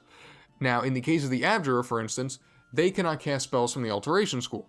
Alteration includes things like Haste, Improved Haste, Stone Skin, Tensor's Transformation, basically a lot of the buffing or it also loses Time Stop, a lot of the buffing or protection spells, which is why the Abjurer, in comparison to a regular mage, is actually A tier. You're still an arcane spellcaster, which means you're incredibly powerful, but you basically lose a lot of the ability to actually protect yourself in combat, and obviously Time Stop. Every mage wants Time Stop later in the game. Really important for late stage Baldur's Gate 2 and Throne of Ball. You won't get there in Icewind Dale, but that's why Abjurer, in comparison to a normal mage, is actually A tier. You're still really good, but you're giving up too many spells that you want to be great. Conjurer, in comparison, is arguably better than a base mage because the only thing they give up is a divination school. The reality is there are really not many divination spells that you actually want as an arcane spellcaster. The main spells you lose are like Identify, which you can just pay a shopkeeper to identify your items for you for all of 100 gold. And like True Sight, which again, there are plenty of other classes, as we saw with the Paladins and whatnot, that gain True Sight, and you should have a Thief doing Detect Magic or Detect Illusion anyway. So Conjurers are literally just getting an extra spell slot. Yes, the saving throw penalty hurts, but there are ways that you can buff that up with items and certain spells. So you're basically just getting an additional spell slot without actually losing all that much, which makes Conjurer S tier probably the best mage solo soul mage kit in the game. Diviner, you're losing the Conjuration School, which means things like certain summoning spells. Mainly, you lose, for some reason, certain specialist mages lose Limited Wish, although you don't really want to be using Limited Wish, whereas others don't, which doesn't make a whole lot of sense. But like Diviners and Enchanters can't use Limited Wish for some reason. Other specialist mages can. But you're not losing anything too crazy. Like Glitter Dust early on might hurt a little bit. Summon Nishru, which you really don't want to use anyway, because summoning demons is really... Diviner's fine. It's S tier as well. You're not losing enough, because again, even losing Limited Wish, you want to be using normal Wish anyway, which they can still use. So Diviner's still an S tier. Enchanter is Abdel Adrian tier. And I know some people that play, again, on things like SDS and Ascension are going to say, actually, Enchanter's not that bad. For normal Baldur's Gate and Icewind Dale, not being able to cast Fireball and Magic Missile is a deal breaker. That's what you lose. Listen to this.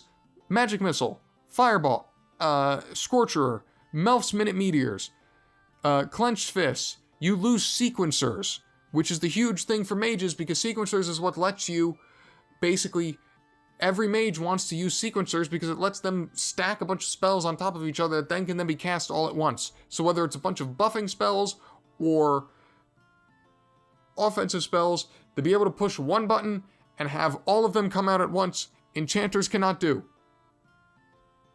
Abdel Adrian, do not play them.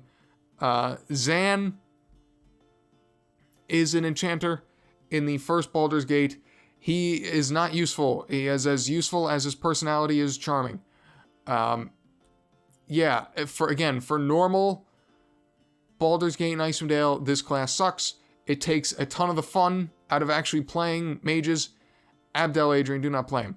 Illusionists, noteworthy for that if you are playing a multi-class mage as a gnome, you are an illusionist instead of a normal mage for whatever reason.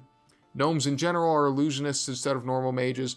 This does matter, obviously. It's not just for flavor, because that means that gnomes and fighter illusionists or whatever, if you are playing as illusionists, cannot learn spells from the necromancy school.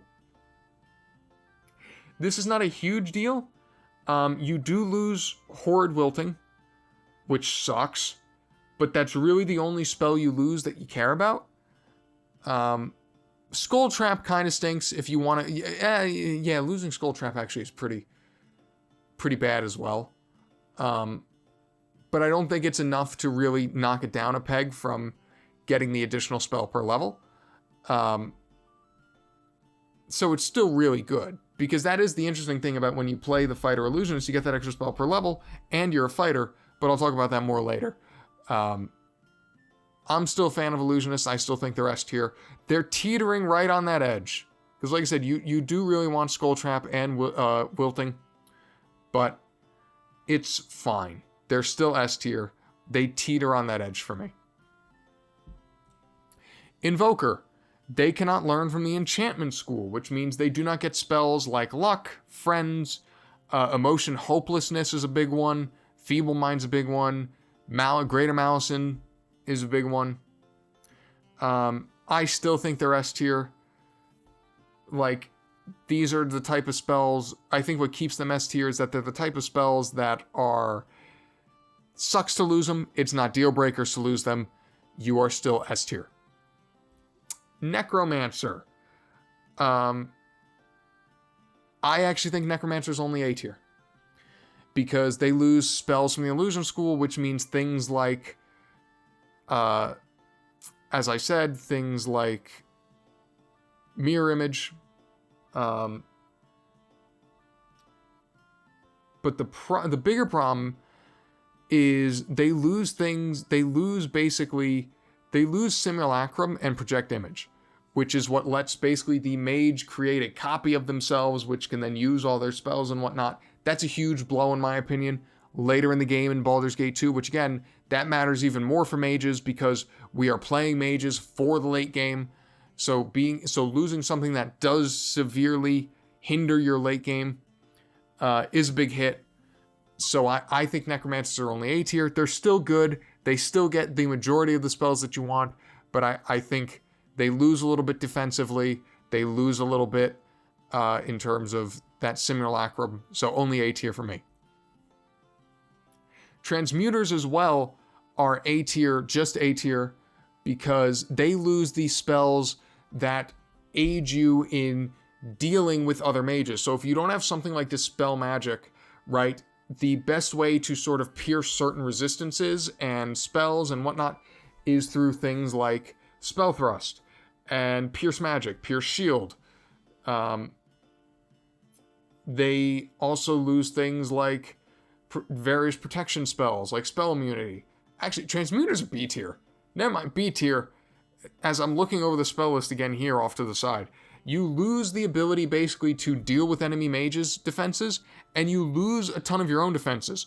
You can't cast things like protection from magical weapons, you can't cast spell immunity, you can't cast protection from energy, all of which mean it's that much harder to keep yourself alive if you do happen to get jumped on, and you can't help deal with the enemy mages. B tier, the additional spell per level, they lose, transmuters lose, there are a ton of abjuration spells, they lose more spells than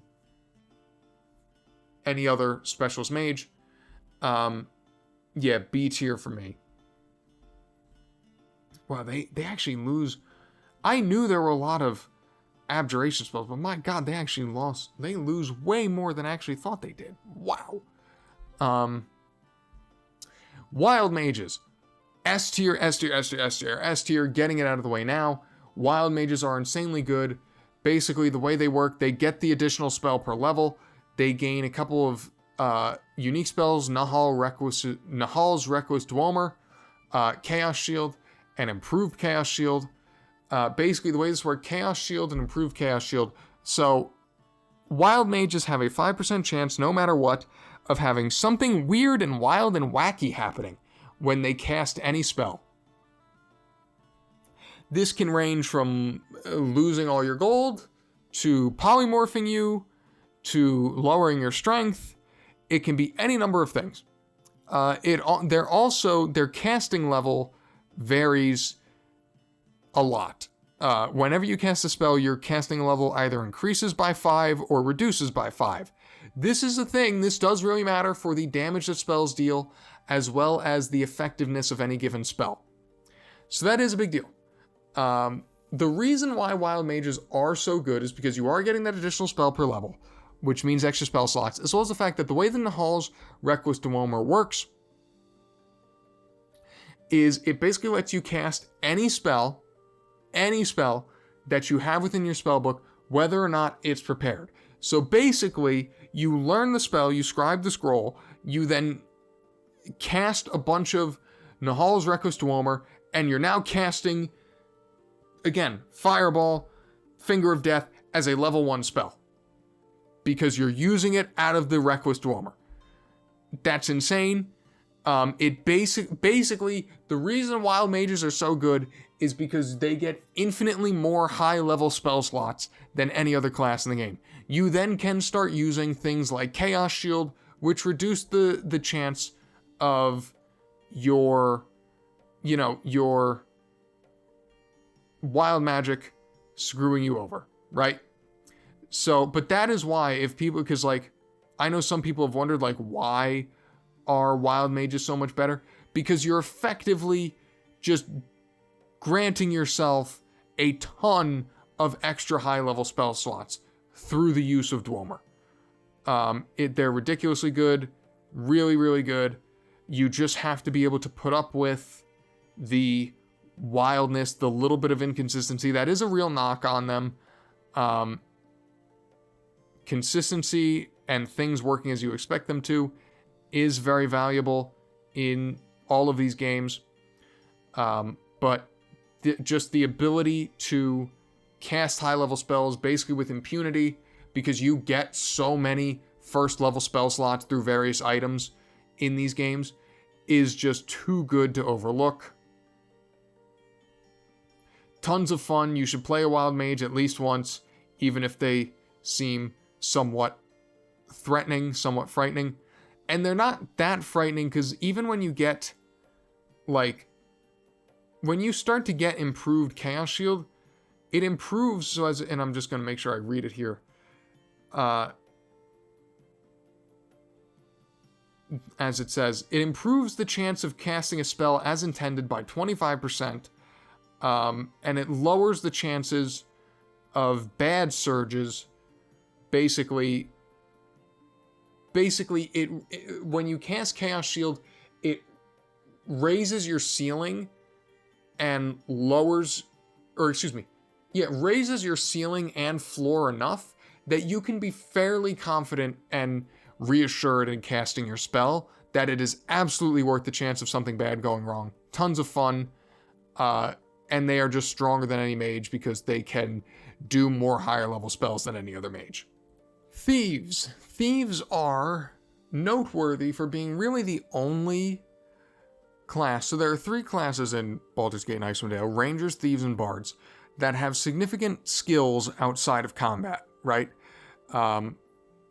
Rangers can track and hang out with animals. Bards can pickpocket and sing songs, although that's a combat thing, but still. And Thieves can find traps, disarm them, open locks, pick pockets, move silently, stuff like that. Thieves are the only class of those bunch that have more abilities outside of combat that are actually really required. You should have a thief in your party. You don't necessarily need a pure thief, but you should have some sort of thief. Even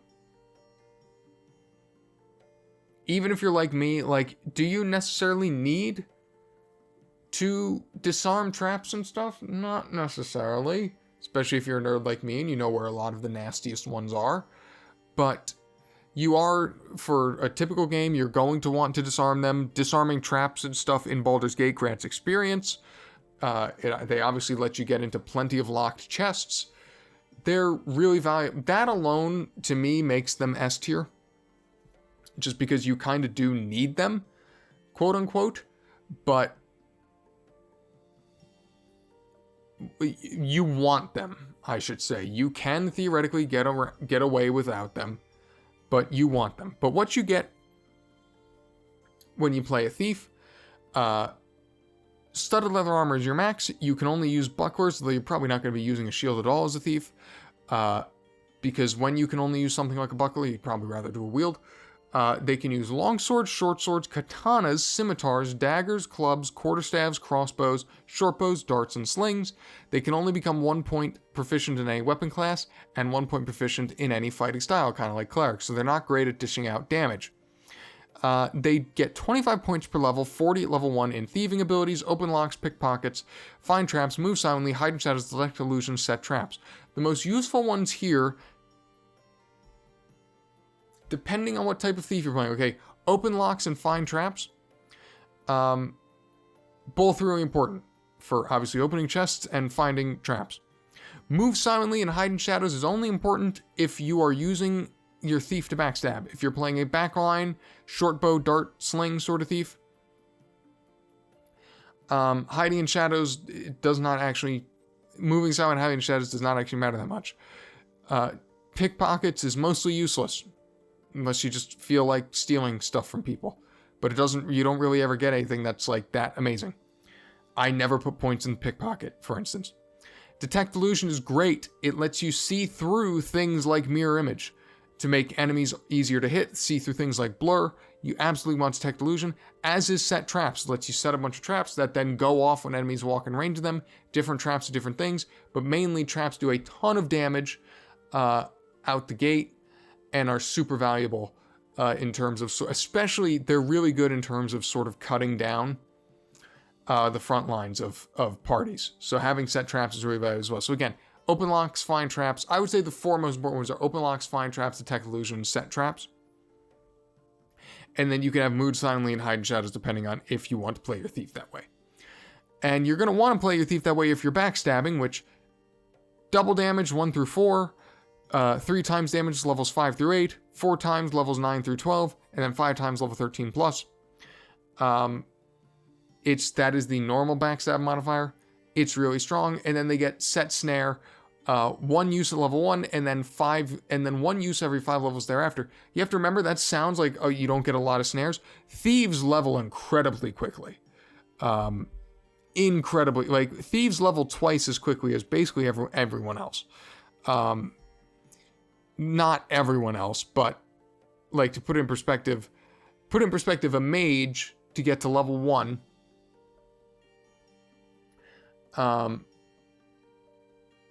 is 2,500 experience. A thief is 1,250. Put that in perspective. They basically level twice as quickly as most other classes, which means they gain a lot more levels overall, which means you will get enough set snare abilities to actually make good use of it. And as you see, the snares do get more powerful as you gain in level. They start out as just normal missile damage, then they eventually start adding things like poison damage per round, as well as fire damage, and eventually it can instant kill a target with a save versus death, but they get a huge +4 bonus to it, so you're probably not going to be doing that a whole lot. And the alignment restriction doesn't matter, and obviously you want a lot of dexterity here. But Thieves are just very, very good. Whether you're backstabbing people, whether you are just kind of providing support from the back line and serving as the out-of-combat specialist that they can be, you absolutely want a Thief in your party. To me, they're S tier. This is probably my favorite class in the game to actually play. Them and Druids, for me. But they're really one of the more versatile classes in the game, because again, you can be in the back line, you can backstab people. There are Thief classes that let you frontline a bit better. They're really a very, very versatile class. They're not necessarily a jack of all trades, but there are a lot of different ways that you can play them. I would say they do have some, like, you're never gonna use a club as a Thief. There's not a whole lot. I mean, short swords maybe for the speed factor, but you're probably going to want to use a long sword or a katana or even daggers in certain situations. But they're just really good, and they make playing the game outside of combat. They're the one class that makes playing the game outside of combat much more fun and much easier, and are absolutely worthwhile, even if just for that alone. Assassins.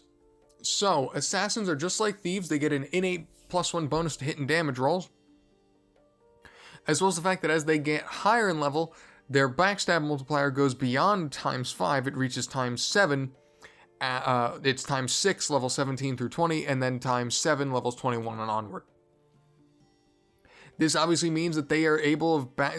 Assassins will flatly, if you, like, hide in stealth, get behind a wizard, backstab them, they will instantly kill the wizard.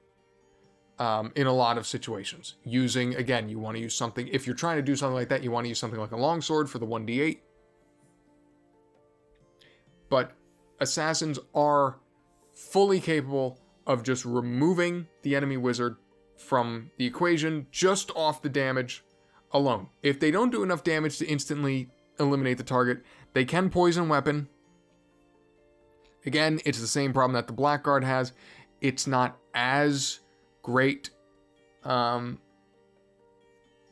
the enhanced editions, but if you land it and you don't happen to kill the target in one hit, it will usually finish the job. And if you don't manage, like if it is a wizard and you land it, it will stop them from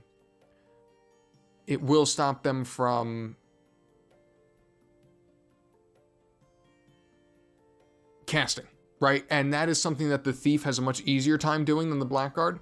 They can apply poison to more important targets fairly easier because of their ability to more easily navigate towards them by hiding in shadows and whatnot. So the downside, obviously, is that you only get 15 skill points per level. This is not actually a downside. I think, and we're going to see this I think this was supposed to be, or the developers thought that this would almost be like a deal breaker towards an assassin being your only Thief in the party. Like, because I think they thought, like, oh, if we drop it down to 15 skill points per level, they'll have to have another Thief to make up for where they can't. It's just not true at all. I've played an assassin all the way through throwing a ball. You're fine. You will have plenty of points, because again, Thieves level so quickly. Yes, it will take a little bit longer before your stats are as good as you want them to be, but you will be able to open locks, detect traps, move silently, hide in shadows, detect illusions, and set traps just fine. You will get there. So I think assassins are S tier. It's basically just, again, I look at this as a class with basically no disadvantage in the grand scheme of things, in the grand scheme of how the game is actually played and the level you reach. So if you want to backstab, you should be playing an assassin. Bounty Hunter. This is a class that specializes mainly in set traps, to the point that they get a bonus 15% to set traps. They also get a special snare that they can use additionally with set traps. Now remember, I will point out, even as they get higher levels, so they have two types of traps, right? They have the normal Thief trap and they have their special trap. The problem is you can only have 6 traps active at one time. I believe it's only 6. There does come a point where you 6 is basically the number I feel like for everything in this game, so I'm going to say 6. You can only have so many traps active at once, so you can't just flood the whole screen with traps. But you do get extra traps in this sense. Basically, when you set the trap, right, so the special trap, it deals extra damage, and it can slow, which is nice. They deal extra damage in general all the way through, right? First level 3d8 plus 5 with a chance to slow at a real steep penalty. That's really nice. 11th level, it does take a while from 1st to 11th level before it actually levels up. So your special snare does not level up at all during Baldur's Gate 1. And it's going to take a while before it levels up in Icewind Dale. But once it does significantly. You get an extra d8 of damage.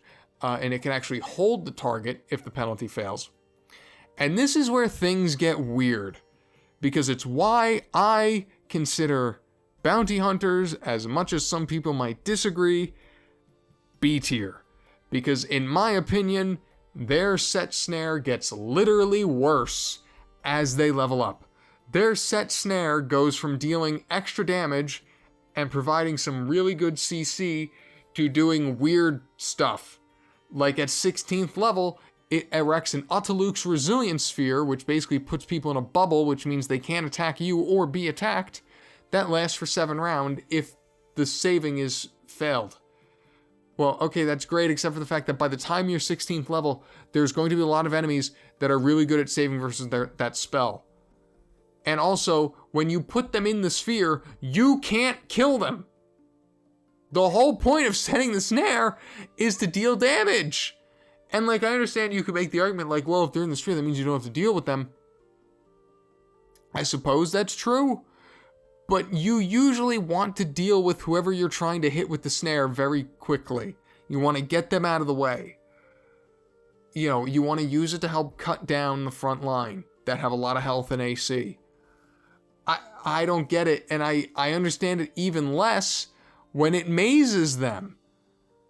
Because now they're not there at all, but they come back eventually. Like, it just, I swear to God, this trap gets worse as the game goes on. I know some people probably maybe that's a bit of a hot take on my hand, but I legitimately, I've played a bounty hunter, and I legitimately found the special snare less fun to use once you get to level 16. I don't get it. It doesn't make much sense to me why they decided to do it like this, but it's what they did, and it's how things are. Being only able to distribute 20 points doesn't actually matter. Like I said, you'll still have plenty, but for me, it's the main thing of this class that it's supposed to do gets worse as you level up higher, right? And of course, you're still a thief, right? Like, the main thing about thieves that makes them so strong and makes them S tier, in my opinion, in part, is because you get use in Baldur's Gate 2 to a high level ability called Use Any Item, which does exactly what it sounds like, which means the thief can use any item they want at no penalty. Now, that does still matter for things like the assassin, because you can still only backstab with items that a thief can typically use. But the ability to just use whatever item you want is so unbelievably, disgustingly strong. I would like to know what the developers of BioWare were smoking when they came up with that ability. But, so like, you're a bounty hunter, you still get access to all that sort of stuff. Like, you're not bad. But I fundamentally think what the class is, maybe B tier's tough, but I really hate classes where it feels like their abilities are antithetical, like I said, to themselves. And I just don't understand why this snare literally gets worse as time goes on.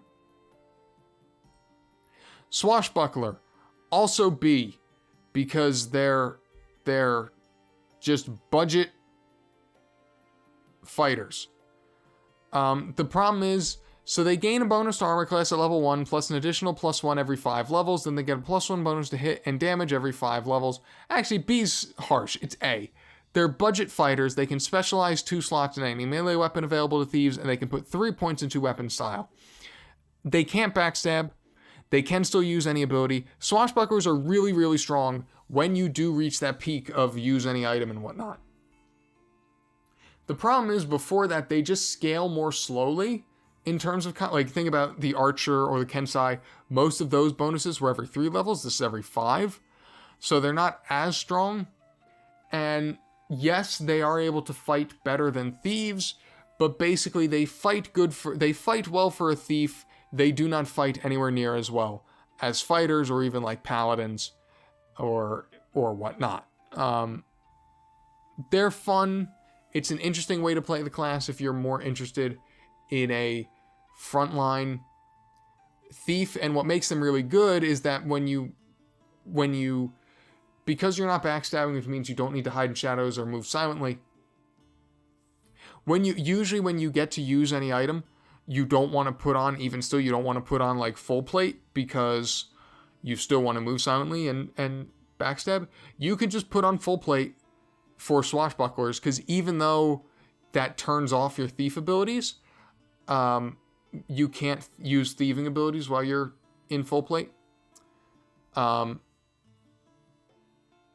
You don't need to in combat.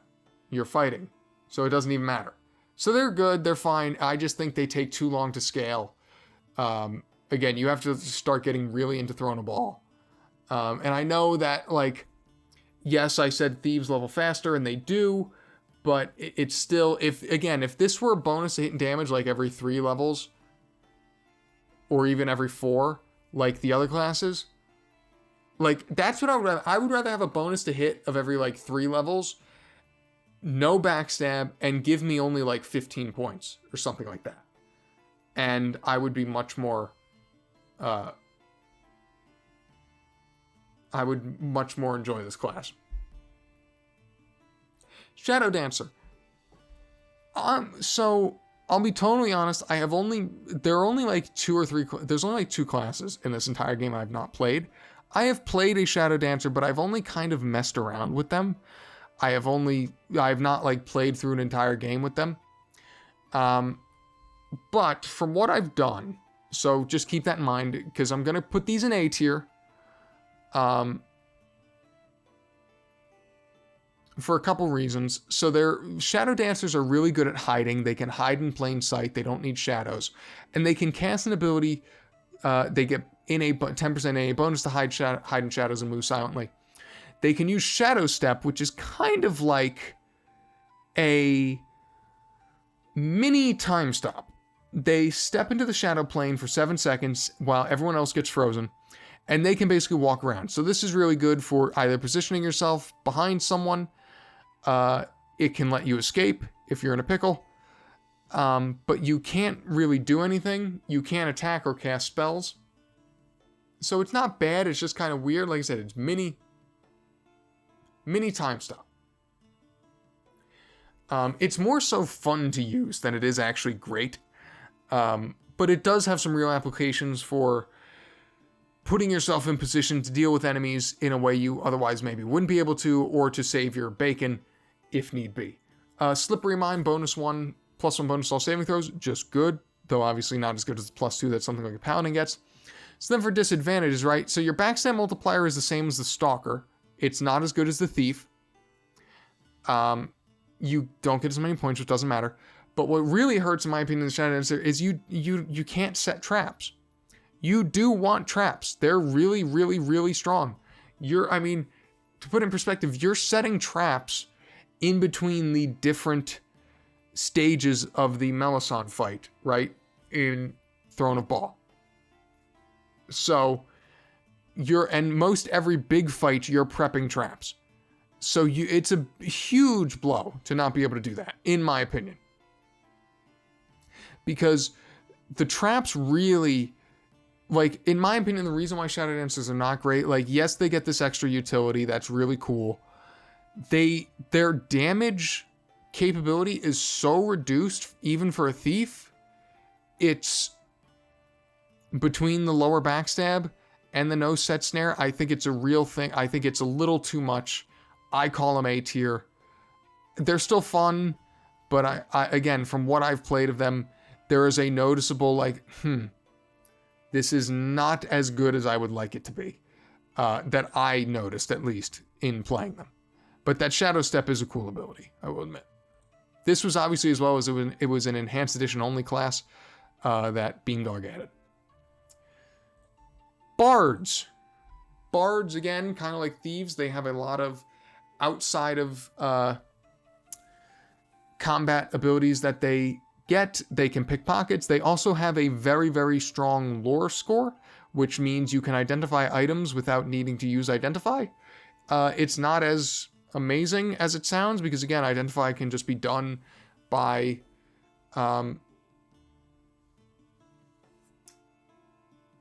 merchants. They get the ability to cast arcane spells up to level 6. They can wear armor. They can wear up to chainmail, but their spells cannot be cast wearing armor. They can use shields, and they have the same weapon and fighting style restrictions as Thieves, because they're technically kind of like a Thief class. And then they gain the ability to use the Bard Song, which can restore morale and gives you protection from fear and whatnot, which is really nice. Although it is difficult to use because you have to actually sing the Bard Song, so you can't like do other things in combat when you're singing the Bard Song. But because of the fact that they're an arcane spellcaster still, even if they can't get like the really, really, really high level spells, they still get a ton of great stuff. Mainly stuff like Stone Skins and Haste and protection spells and Spell Thrust and whatnot. You know, the piercing spells.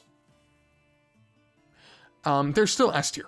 They're an arcane spellcaster with more combat capabilities, even if the combat capability is not super fantastic. You can pick and choose how you want to use combat, how you want to fight in combat, whether you want to load up on armor or you want to stay back and cast your spells. I think the best way to play a bard, if you really want my opinion, give them a bow or a crossbow. Let them stand in the back. They can sing when need be. They can cast spells. I would keep armor off them, let them cast spells. That's how I would play a typical bard. If you want to, again, that's how I would play a typical bard, and use them more almost like a supporting mage, as opposed to your primary spellcaster or anything like that. And the reason I would play a normal bard like that, right, is because if you want to play a frontline bard, you should just be playing a blade. This is, my God, I would love to know what sort of crack BioWare was on when they developed this class. I know I just said that, but oh my God. So the thing about most class kits and classes in this game is that they either get heightened offensive capabilities or heightened defensive capabilities. The blade, for whatever reason, just gets both. They can place 3 points into weapon style, and then they gain use of what's called offensive and defensive spin. So they're two separate abilities, right? The offensive spin during the next 4 rounds. The blade's movement speed is doubled, and he gains a +2 bonus to hit and damage rolls, as well as an extra attack per round. All attacks deal maximum damage for the duration. Offensive spin may not be used in conjunction with the haste or improved haste spells. That's not true. There are ways you can cheese it where you can put a haste on in addition to the offensive spin. You have to cast haste last, usually. And it's ridiculous. It's ridiculous. Yes, it only lasts 4 rounds, but you get multiple uses of it, so you can keep casting it during combat. This is insane. You just start dual wielding, and your damage capabilities go to the moon. They're the only class outside of fighters with weapons that can start to deal real damage. Because even if you're only still, you get 3 points into weapon style, but you only get 1 point in whatever weapon you're using, but you're dealing maximum damage now, right? It's set to maximum damage. That when you offensive spin, man, my God, it's almost stunning how much damage you deal. And then guess what? If you need some defense, you can do things like cast Stone Skin and Mirror Image and whatever on yourself, then put your armor back on, then run into combat and cast Defensive Spin, which does root you in place, which is bad. But Because remember when I said it's bad that the Dwarven Defender is moving at half the rate? Yeah, it's even worse when you can't move at all. But still, you then gain a +1 bonus to armor class up to a maximum of +10. So you're just dropping, again, a full plate on yourself. Why? And the only disadvantages of this class are that you're not as lore, you don't have as much lore, and you don't have as much pickpocket.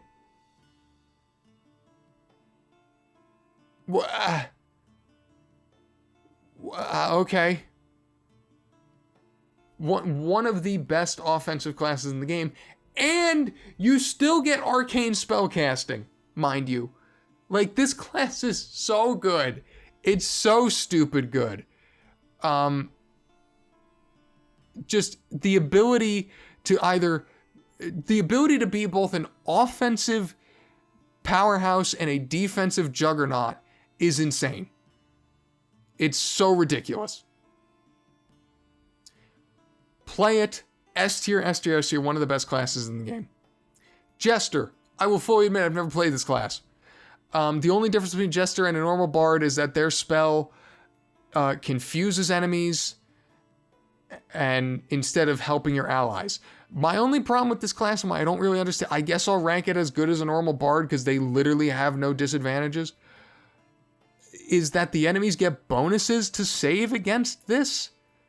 I don't get that. Like, why? I don't understand it. But it's just preference to me. Looking at these, I would rather the buffs to my allies, but if you want to try and confuse your enemies, go ahead. It's whatever. I've never played it. I'm sure it's fine. Again, literally like the only class I've never played. So the Skald. The Skald is interesting for the fact that their song is actually really, really good. They do gain bonus to hit, and their song at first level grants a +2 bonus to hit and damage rolls and +2 bonus to AC, and this is obviously for the Bard and their allies. This then increases to +4 at 15th level and grants immunity to fear, and then as well as to stun and confusion at 20th level. So it's first level, and then you have to wait all the way till 15th level, but you have to remember, Bards level at the same rate that Thieves do. So you level fairly quickly, though it does take a while before you actually get those added bonuses. But even still, I think Skalds are really strong. They're still S tier. Losing the 1/4 your pickpocket, who cares? Again, pickpocketing is so useless in these games. It's a really, really strong Bard song. Again, you have to use them more as a supporting character because they have to stand there and actively sing the song to keep the effect up. But it's good. They're really strong. They're just more support oriented than the normal Bard. But I would think there's really no reason to play a normal Bard over a Skald. Just play a Skald and have a better song, if that's what you want to do. Or just play a Blade, which is what you should be playing if you want to play a Bard. So, Sorcerers. Sorcerers, ironically, there's actually not a whole lot for me to say about them because they're functionally identical to Mages, which I already went over, except for the fact that, unlike Mages, they don't scribe scrolls. They just learn spells innately and then have a number of spells that they can cast per level. So it's basically the trade-off. They're S tier just like Mages. They can do all the same things. The difference is Mages have more options, but they have to be selective with those options in terms of selecting their spell slots. Sorcerers have fewer options, but more ability to be sort of flexible because they cast out of a number of daily castings. So they say, like, I have as first level spells, I have Sleep, Magic Missile, and Identify Learned. I can cast first level spells 4 times a day. I can cast any of those 3 spells however I want out of those 4 castings. That's how it works with a sorcerer. They're just as good as mages. They get all the same benefits. They just don't get as many spells because you have to actually pick them, whereas mages, as long as they can find the scroll, they can scribe it to their spellbook.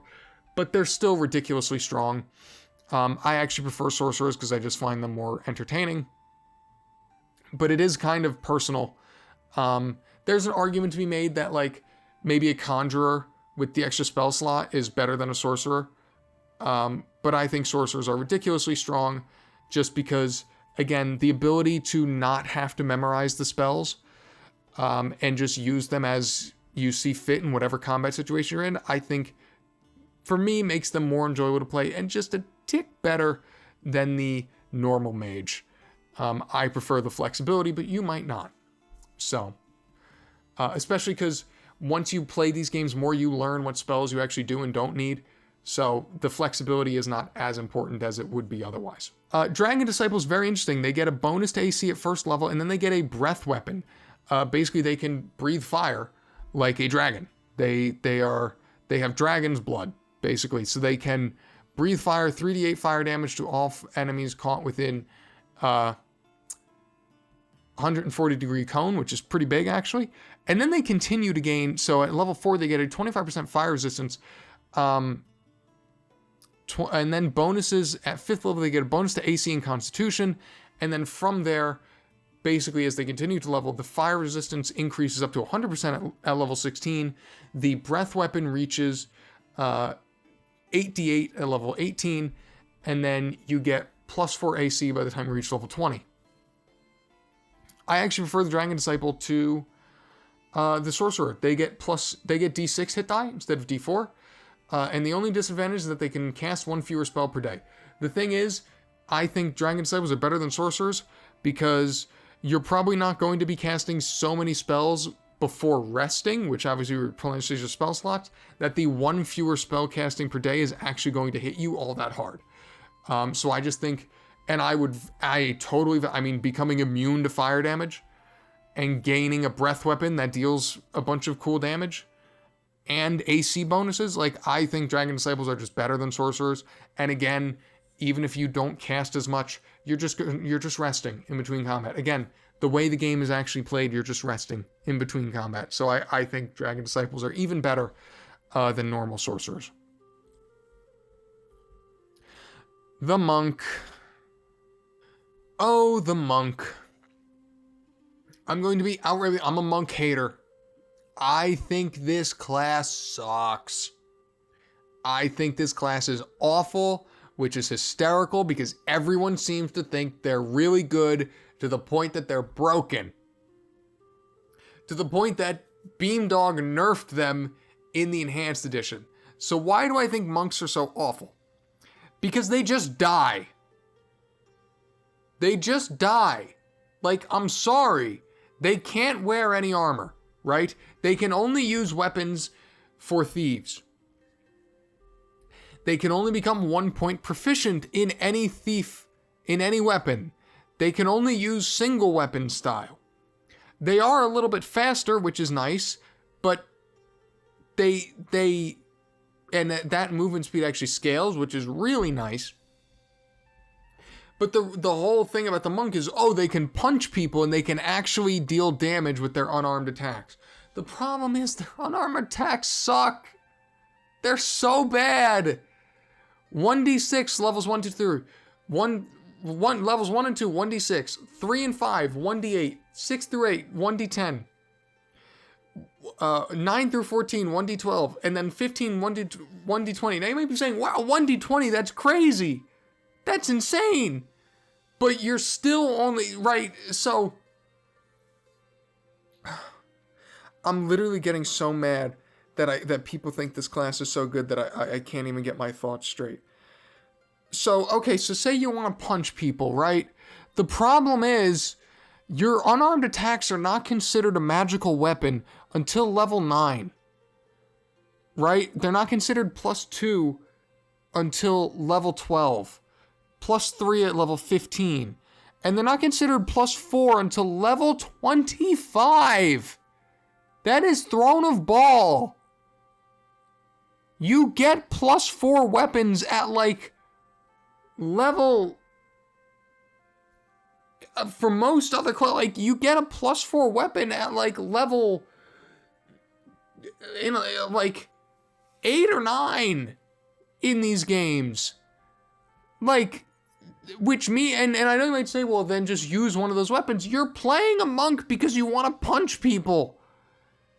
That's why you're playing the class. So not only are you're not able to have a magical weapon, your punches don't actually deal any more damage than the weapons you're going to find until you reach level 15. And on top of this, you wear no armor, so you just die. Okay, like, yes, the movement speed's really nice. The +2 bonus to saving throw versus spell, really nice. Deflecting missiles, AC bonus to missiles every 3 levels, really nice. The AC bonus of +1 every 2 levels is also nice, but it's not nearly enough to make up for the fact that you're just not wearing armor and not getting everything that comes with wearing armor, like resistances and whatnot. And then they get like these extra abilities. Oh, stunning blow. Successful attacks within the round force the victim to save versus spell or be stunned. Great. Within the next 6 seconds. So you get like 2 attacks where they still get to save and not be stunned. It's a useless ability. Okay, being immune to disease isn't great. Not being able to be slowed is great. Not being able to be hasted is so stupid. Why? Why can't they be hasted? Being able to lay on hands at 7 level is nice. A -1 bonus to speed effect at level 8 is nice. Another one +1 bonus to all saving throws level 9 is nice. And being immune to things like charm and poison is nice. And another speed factor. And then you get Quivering Palm, which again can make people die on your next successful attack, except if they save. And then you get some magic resistance, which is nice because you won't get magic resistance from items as you would with any other class.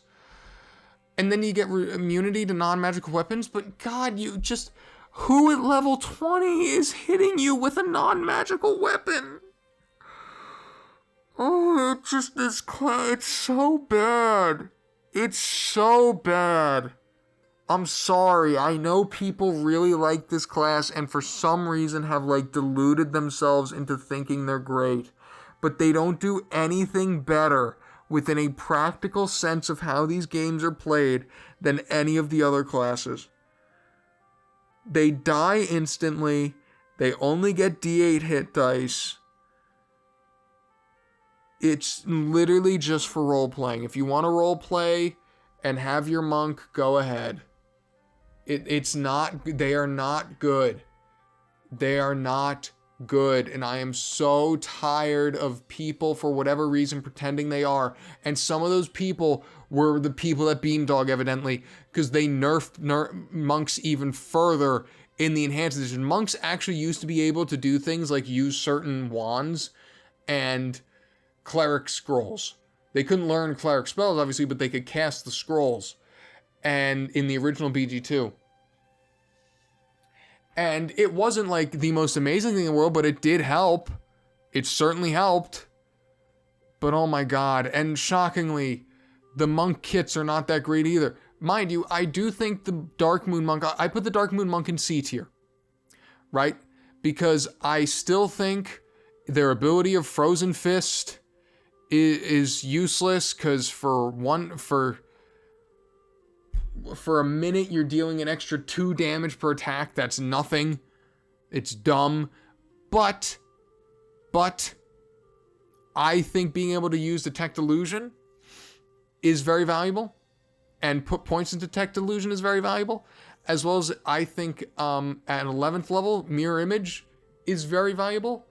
As is Blur at 3rd level, just because it helps keep you alive that little extra bit. Makes you that little extra bit harder to hit. When people might be hitting the fake versions of you. Now, obviously, you got to be evil. Who cares? Lay on hands doesn't matter because you're just going to die anyway because you're a monk. So you're going to need someone sitting next to you to heal you anyway. And losing Stunning Blow isn't actually a loss. So I do think it is slightly better because they have some better ways to keep themselves alive and actually hit people in combat. But yeah, you're still a monk. And then the Sun Soul Monk. So they get access to what's called Sun Soul Ray, where they deal some fire damage every 2 caster levels up to a maximum of 5d8 to a single target. Undead creatures take not double damage, as you might expect, they take an additional 6 points of damage. Okay, then they get Flaming Fists, where they deal an additional 2d6 fire damage per hit for 6 seconds. Which does admittedly increase to 2 rounds at level 9, 3 at 12, 4 at 15, and 5 at 25, but you're still only dealing an additional 2d6. Then you get an additional use of Sun Soul Ray, and then you get Greater Sun, which basically is like a flame shield, which is nice, gives you some fire resistance. And anyone that, an opponent that hits you takes some damage. Here's the problem: if you're getting hit as a monk, you die. So it's like, I guess it's nice for what? What is it good for? Because you just die. Then you get Sunstole Beam, which it's really weird. It strikes all other creatures within a 15-foot radius, but it doesn't hit. It's a melee attack using the Thaco. The struck creatures take 9d6 unless they save for half of it. It's whatever. They don't get Stunning Blow. Who cares? It's C tier. It's slightly better than the monk. You're still a monk. They're bad. I really want to put them in F tier, but I think because I think monks are F tier objectively. I don't think there's any reason to play them ever, except for role playing. But I think people will get mad at me if I do. So, in the interest of not having a coronary, that's all I'm going to say about them. And then last but not least, for the final base class, the Shaman, which was added in Siege of Dragonspear. So they're kind of like the sorcerer version of Druids. They learn divine spells, but they just gain an amount that they can cast daily without having to actually memorize them in slots. They get a couple of shaman spells. They're nice, they're fine. None of them are particularly fantastic. Though, which one is it? One of these, it's either Recall Spirit or Spirit Ward. I'll admit, I've only messed around with a shaman kind of like the Shadow Dancer. But one of them is basically like a Death Ward, which is really nice. Then they get Detect Illusion, 20 points at base, and then at level 20, it's 100%. That's nice as well. The main reason I don't love shamans, though, I put them in C tier as well, because I think they're a good idea that isn't great. What you're supposed to do with shamans is you're supposed to summon these spirits. And what you do is you start dancing, right? So you start doing the shamanic dance. And when you're dancing, you become really easy to hit. So you have to dance really far away from everyone. And while you're dancing, these spirits start showing up, right? And, at level 1, they're small things like foxes and hounds. And then level 6, they turn into bears. Level 12, you get some spirits. And level 18, you get some big spirits. And you can have a bunch of them, and you get more of them. Here's the problem, right? They're not guaranteed to show up. So you start dancing, which makes yourself really vulnerable, and there is only, at level 20, a 75% chance that anyone shows up. And not only that, but you can't control them. They just kind of do whatever they want. I get what they were going for, but the main thing about the class, which is supposed to be the shamanic dance, is really dumb. And it's not fun to use, and it's not effective, because you can't tell the damn spirits where to go. it's okay. It's a nice change of pace, but that's the only reason you should be playing shamans. I was thoroughly disappointed when I played it for the first time, because it was not anywhere near as cool as I thought they would be. They don't get bonuses to spells from having high wisdom, which also sucks. They're C tier. Again, they're a nice change of pace, but I wouldn't play them, like, seriously. Alright, moving on to the multi-classes, finishing up here with the multi-classes. I will also touch on multi-classes and the dual classes. The only difference, obviously, between... So multi-classes is the classes for the demi-humans, elves, half-elves, dwarves, gnomes, halflings, half-orcs. Whereas dual classing is the human version, effectively, of multi-classing. They do work differently. Demi-humans, when you are, say, a fighter mage, you gain fighter and mage levels in perpetuity, constantly. The way dual classing works is that you start as one class, you then stop leveling in that class forever, and then start leveling in a new class. But effectively, a lot of the ideas and sort of thoughts for both carry over, so I will talk about them as I see fit for here. So starting with the fighter mage, right? You kind of get the best part. I mean, it's an S tier class for me. You get the best parts of being a fighter and a mage. You get better weapon capabilities. You can use a whole bunch of new weapons. You can wear armor, but you can't cast spells while wearing it. But generally, if you wanted to play some sort of like frontline mage, to me, this is how you do it, because it actually lets you deal damage with the weapons you're wielding, and you still gain things like stone skins and mirror images and whatnot and protections. And though nothing will match like a full plate, if you're wearing a good set of robes, your armor class with those resistances and bonuses will usually be enough to keep you alive and to keep you fairly well-to-do, all in all. I think most fighters, if you're dual classing, I think this goes for pretty much any fighter class. If you're dual classing, I would say you start as a fighter and then you go to your mage or cleric or thief or whatever, because you don't want to stop gaining in those classes because you want the spells, obviously. I would say the premier point to dual class for any fighter dual class is level 9, because that gives you Grand Mastery in a weapon and another attack per round. The problem, theoretically, you could go to like 13 or even 15, but that's just way too far. There's just not enough experience for you to catch up and then get your fighter skills back after switching to whatever other class you choose. So I would just, even if you choose like a thief, so I would say level 9 is usually like a really good point to dual class if that's what we want to do. But I love fighter mages, obviously taking the fighter capabilities, basically turning your fighter into as good a fighter as a paladin might be, and also having arcane spellcasting. Shocker, it's S tier. That logic also applies to clerics.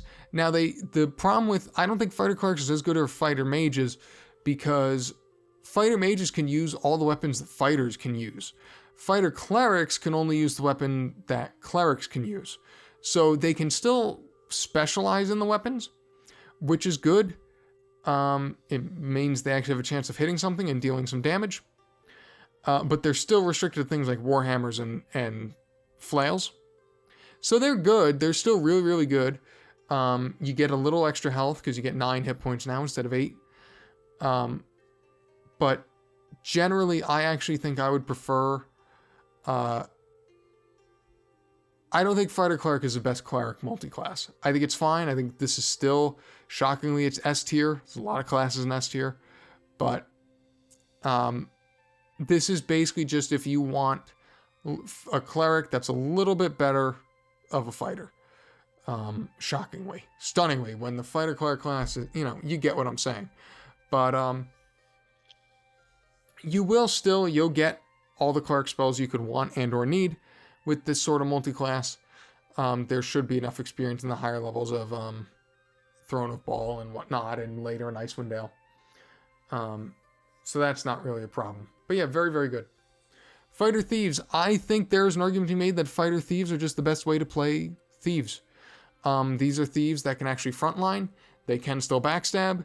Your backstabs, obviously kind of like the Stalker, are then elevated from the fact that you get the percentile strength and the extra attack bonuses and damage bonuses. This is another S tier class for me. You do have to wear only up to studded leather, else you can't thieve. But that's not a huge problem, especially because there are some actually like chainmails, like Elven Chainmail, that basically are chainmail, that let you still use your thieving abilities. But for the most part, really, really good. I think this is probably the best way to play a thief, if we're being totally honest. Because thieves still level so quickly, you're still getting 25 points of level because you're just a plain thief. You will get plenty of points in things like Set Trap, even splitting your, Detect Illusion, Set Trap, even splitting your points between Fighter and Thief. I really like Fighter Thieves. It's how I really like to play the class when given a choice. Fighter Mage Thief, Abdel Adrian tier. And I know some people just went, what? What? In a 6-person party, there is nowhere near enough experience to split it between 3 classes. Just isn't. This is almost strictly a solo class. And if you solo, it can work. You have enough experience that you will get enough mage and thief skills and whatever. Mage spells and thief skills. But for the practical sense of playing these games normally in a 6-person party, F tier. There's no need for it. You will just be way weaker than everyone else. Mage tier. Mage Thief. S tier as well.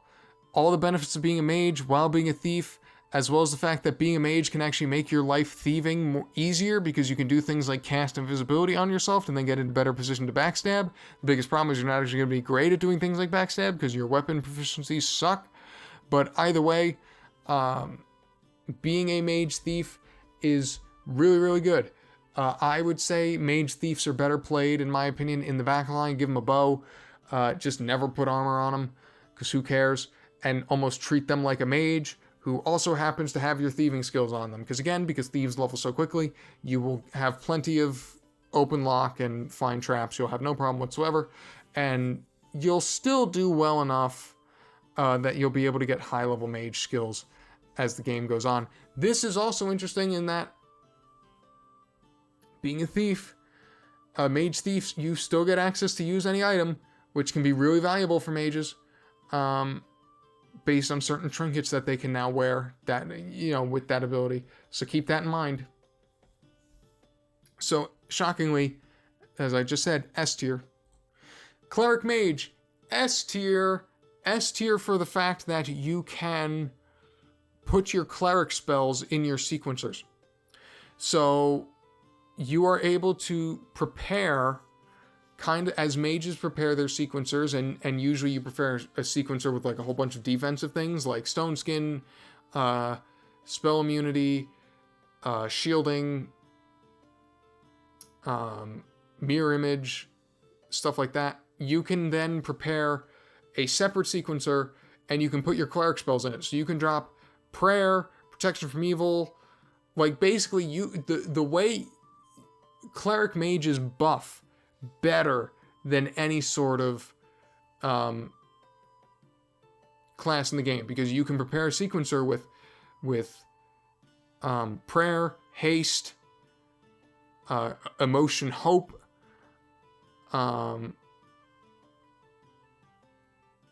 protection from evil, all that stuff. You can literally just click a button and it all comes out at once. Super, super strong. Same restrictions, but it doesn't matter because, shockingly, being able to cast both divine and arcane spells makes you a fantastic character whatsoever. Biggest problem with Cleric Mage is that it's not really a dual class candidate.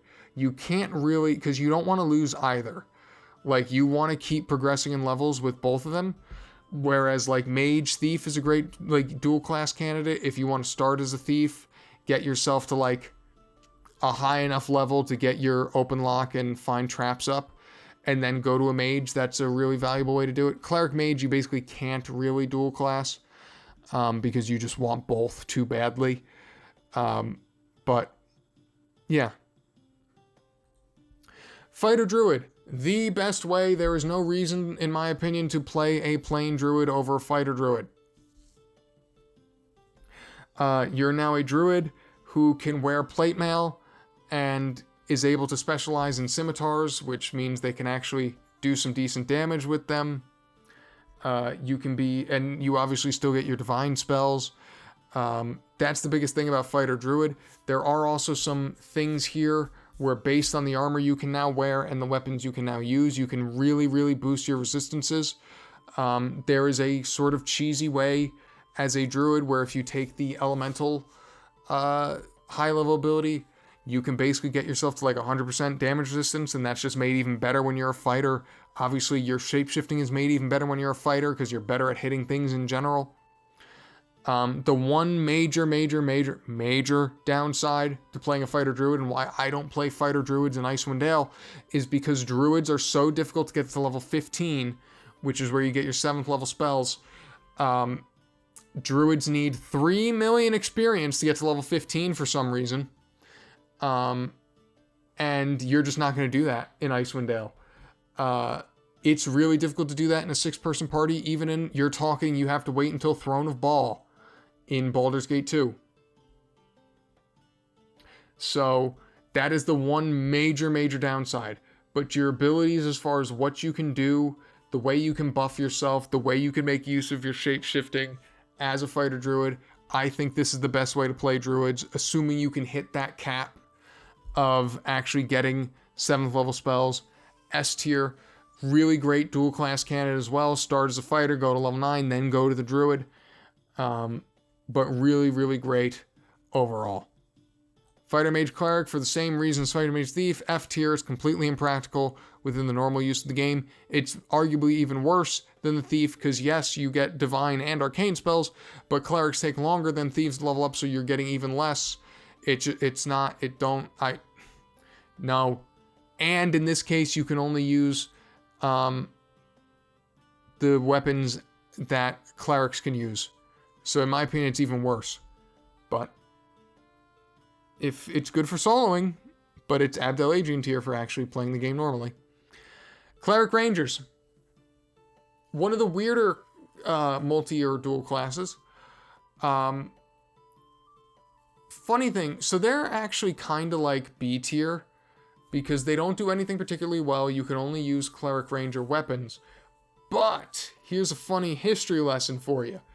Back in the original Baldur's Gate and Icewind Dale, they were bugged, and you got access to Ranger spells and Druid spells up until level 7, which is not supposed to be the case. Rangers are only supposed to get Druid spells up to level 3.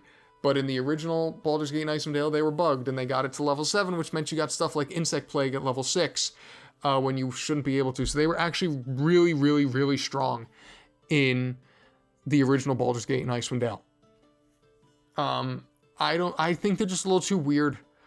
They're good. It's still a divine spellcaster, but I just don't think it's there. I just don't think the problem with them and why they're B tier, there's just no reason to play them. There's no reason to play a Cleric Ranger now that those spell bug fixes have been implemented because it doesn't work in the Enhanced Edition anymore. There's no reason, in my opinion, to play a Cleric Ranger over a fighter Cleric. Yeah, it's kind of, it's a real weird pairing, and trust me, it feels like it. And then the last class that we can talk about, the Cleric Thief. Actually not that bad. It's similar to how it works for a Mage Thief. The biggest problem with the Cleric Thief is that you're in this more for the Cleric than the thieving, because the problem is you can only use the Cleric weapons, which means I believe the only weapon you can actually backstab with is a club, because you can only backstab with weapons that are available to thieves And the only weapon that thieves and clerics can both use is a club.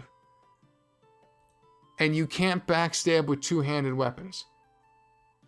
So you can only, if I'm not mistaken, backstab with a club.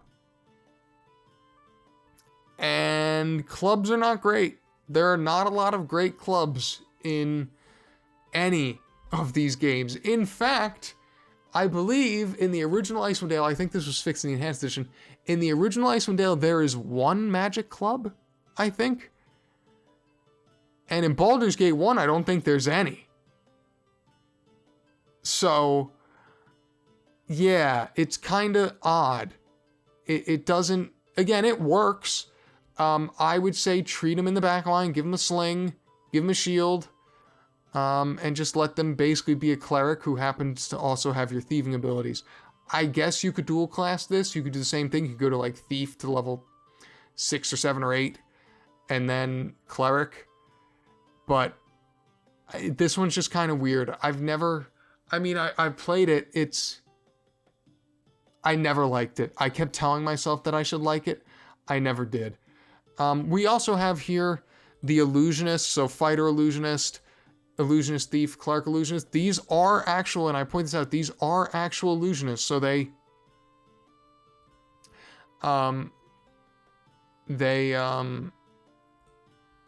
basically they act as an illusionist, right? So they get the same extra spell class or extra spell casting per level, but they still get the same penalties. They can't cast the stuff from the necromancy school. So that's just to keep in mind. There's an argument to be made that like fighter illusionist. So the reason I don't say fighter, or I can't consider fighter illusionist better than say like fighter mage, or illusionist thief better than mage thief, actually, I think the illusionist thief is better than the mage thief, because the extra spell per level is even more valuable when you're leveling a little more slowly, because you're multi or dual classed. I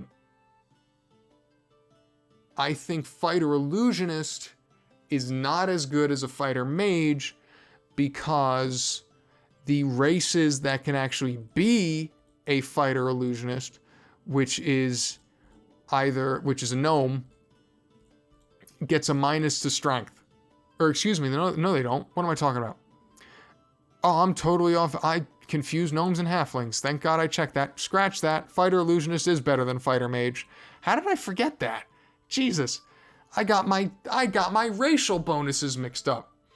So I guess they are, although, and for the same reason, the extra spell is really beneficial when you're leveling a little more slowly. But as for, I should point out as well, when you're dual classing, and this goes with any class, you can duel from a kit, but you cannot duel into a kit. So when you're turning yourself into a Berserker Mage, as I talked about, you have to start as a Berserker and then dual class into a Mage, right? That is totally legal. You can do that, but you can't like dual class into being a Berserker, if that makes sense. So you can only dual class into the base classes. You cannot dual class into the class kits. So that is something to keep in mind. But for the fighter classes specifically, you should probably be, again, whether it's Berserker, Kensai, there's really no reason to not start from a kit. If that's what you want to do. Start from a fighter kit. It just makes you stronger, because then once you get your fighter levels back, you get to keep all the cool things that you got from being, either a Berserker or a Kensai. And Barbarians cannot dual class. This is why it's weird that they put them under fighter, because you would be liable to think, if you didn't know, that you could. But you can't be like a Barbarian Cleric.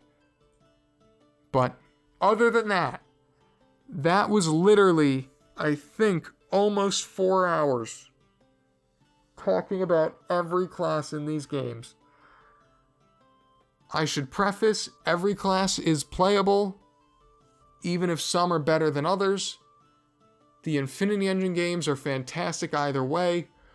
I would love to hear what you think about the classes. Let me know. Like I said, this was meant to be a little more general and a little more applicable to all the games in the Infinity Engine. I hope I didn't miss anything too drastic, but other than that, I thank you. I hope you didn't watch all 4 hours of this, but I thank you for watching, and I need a nap.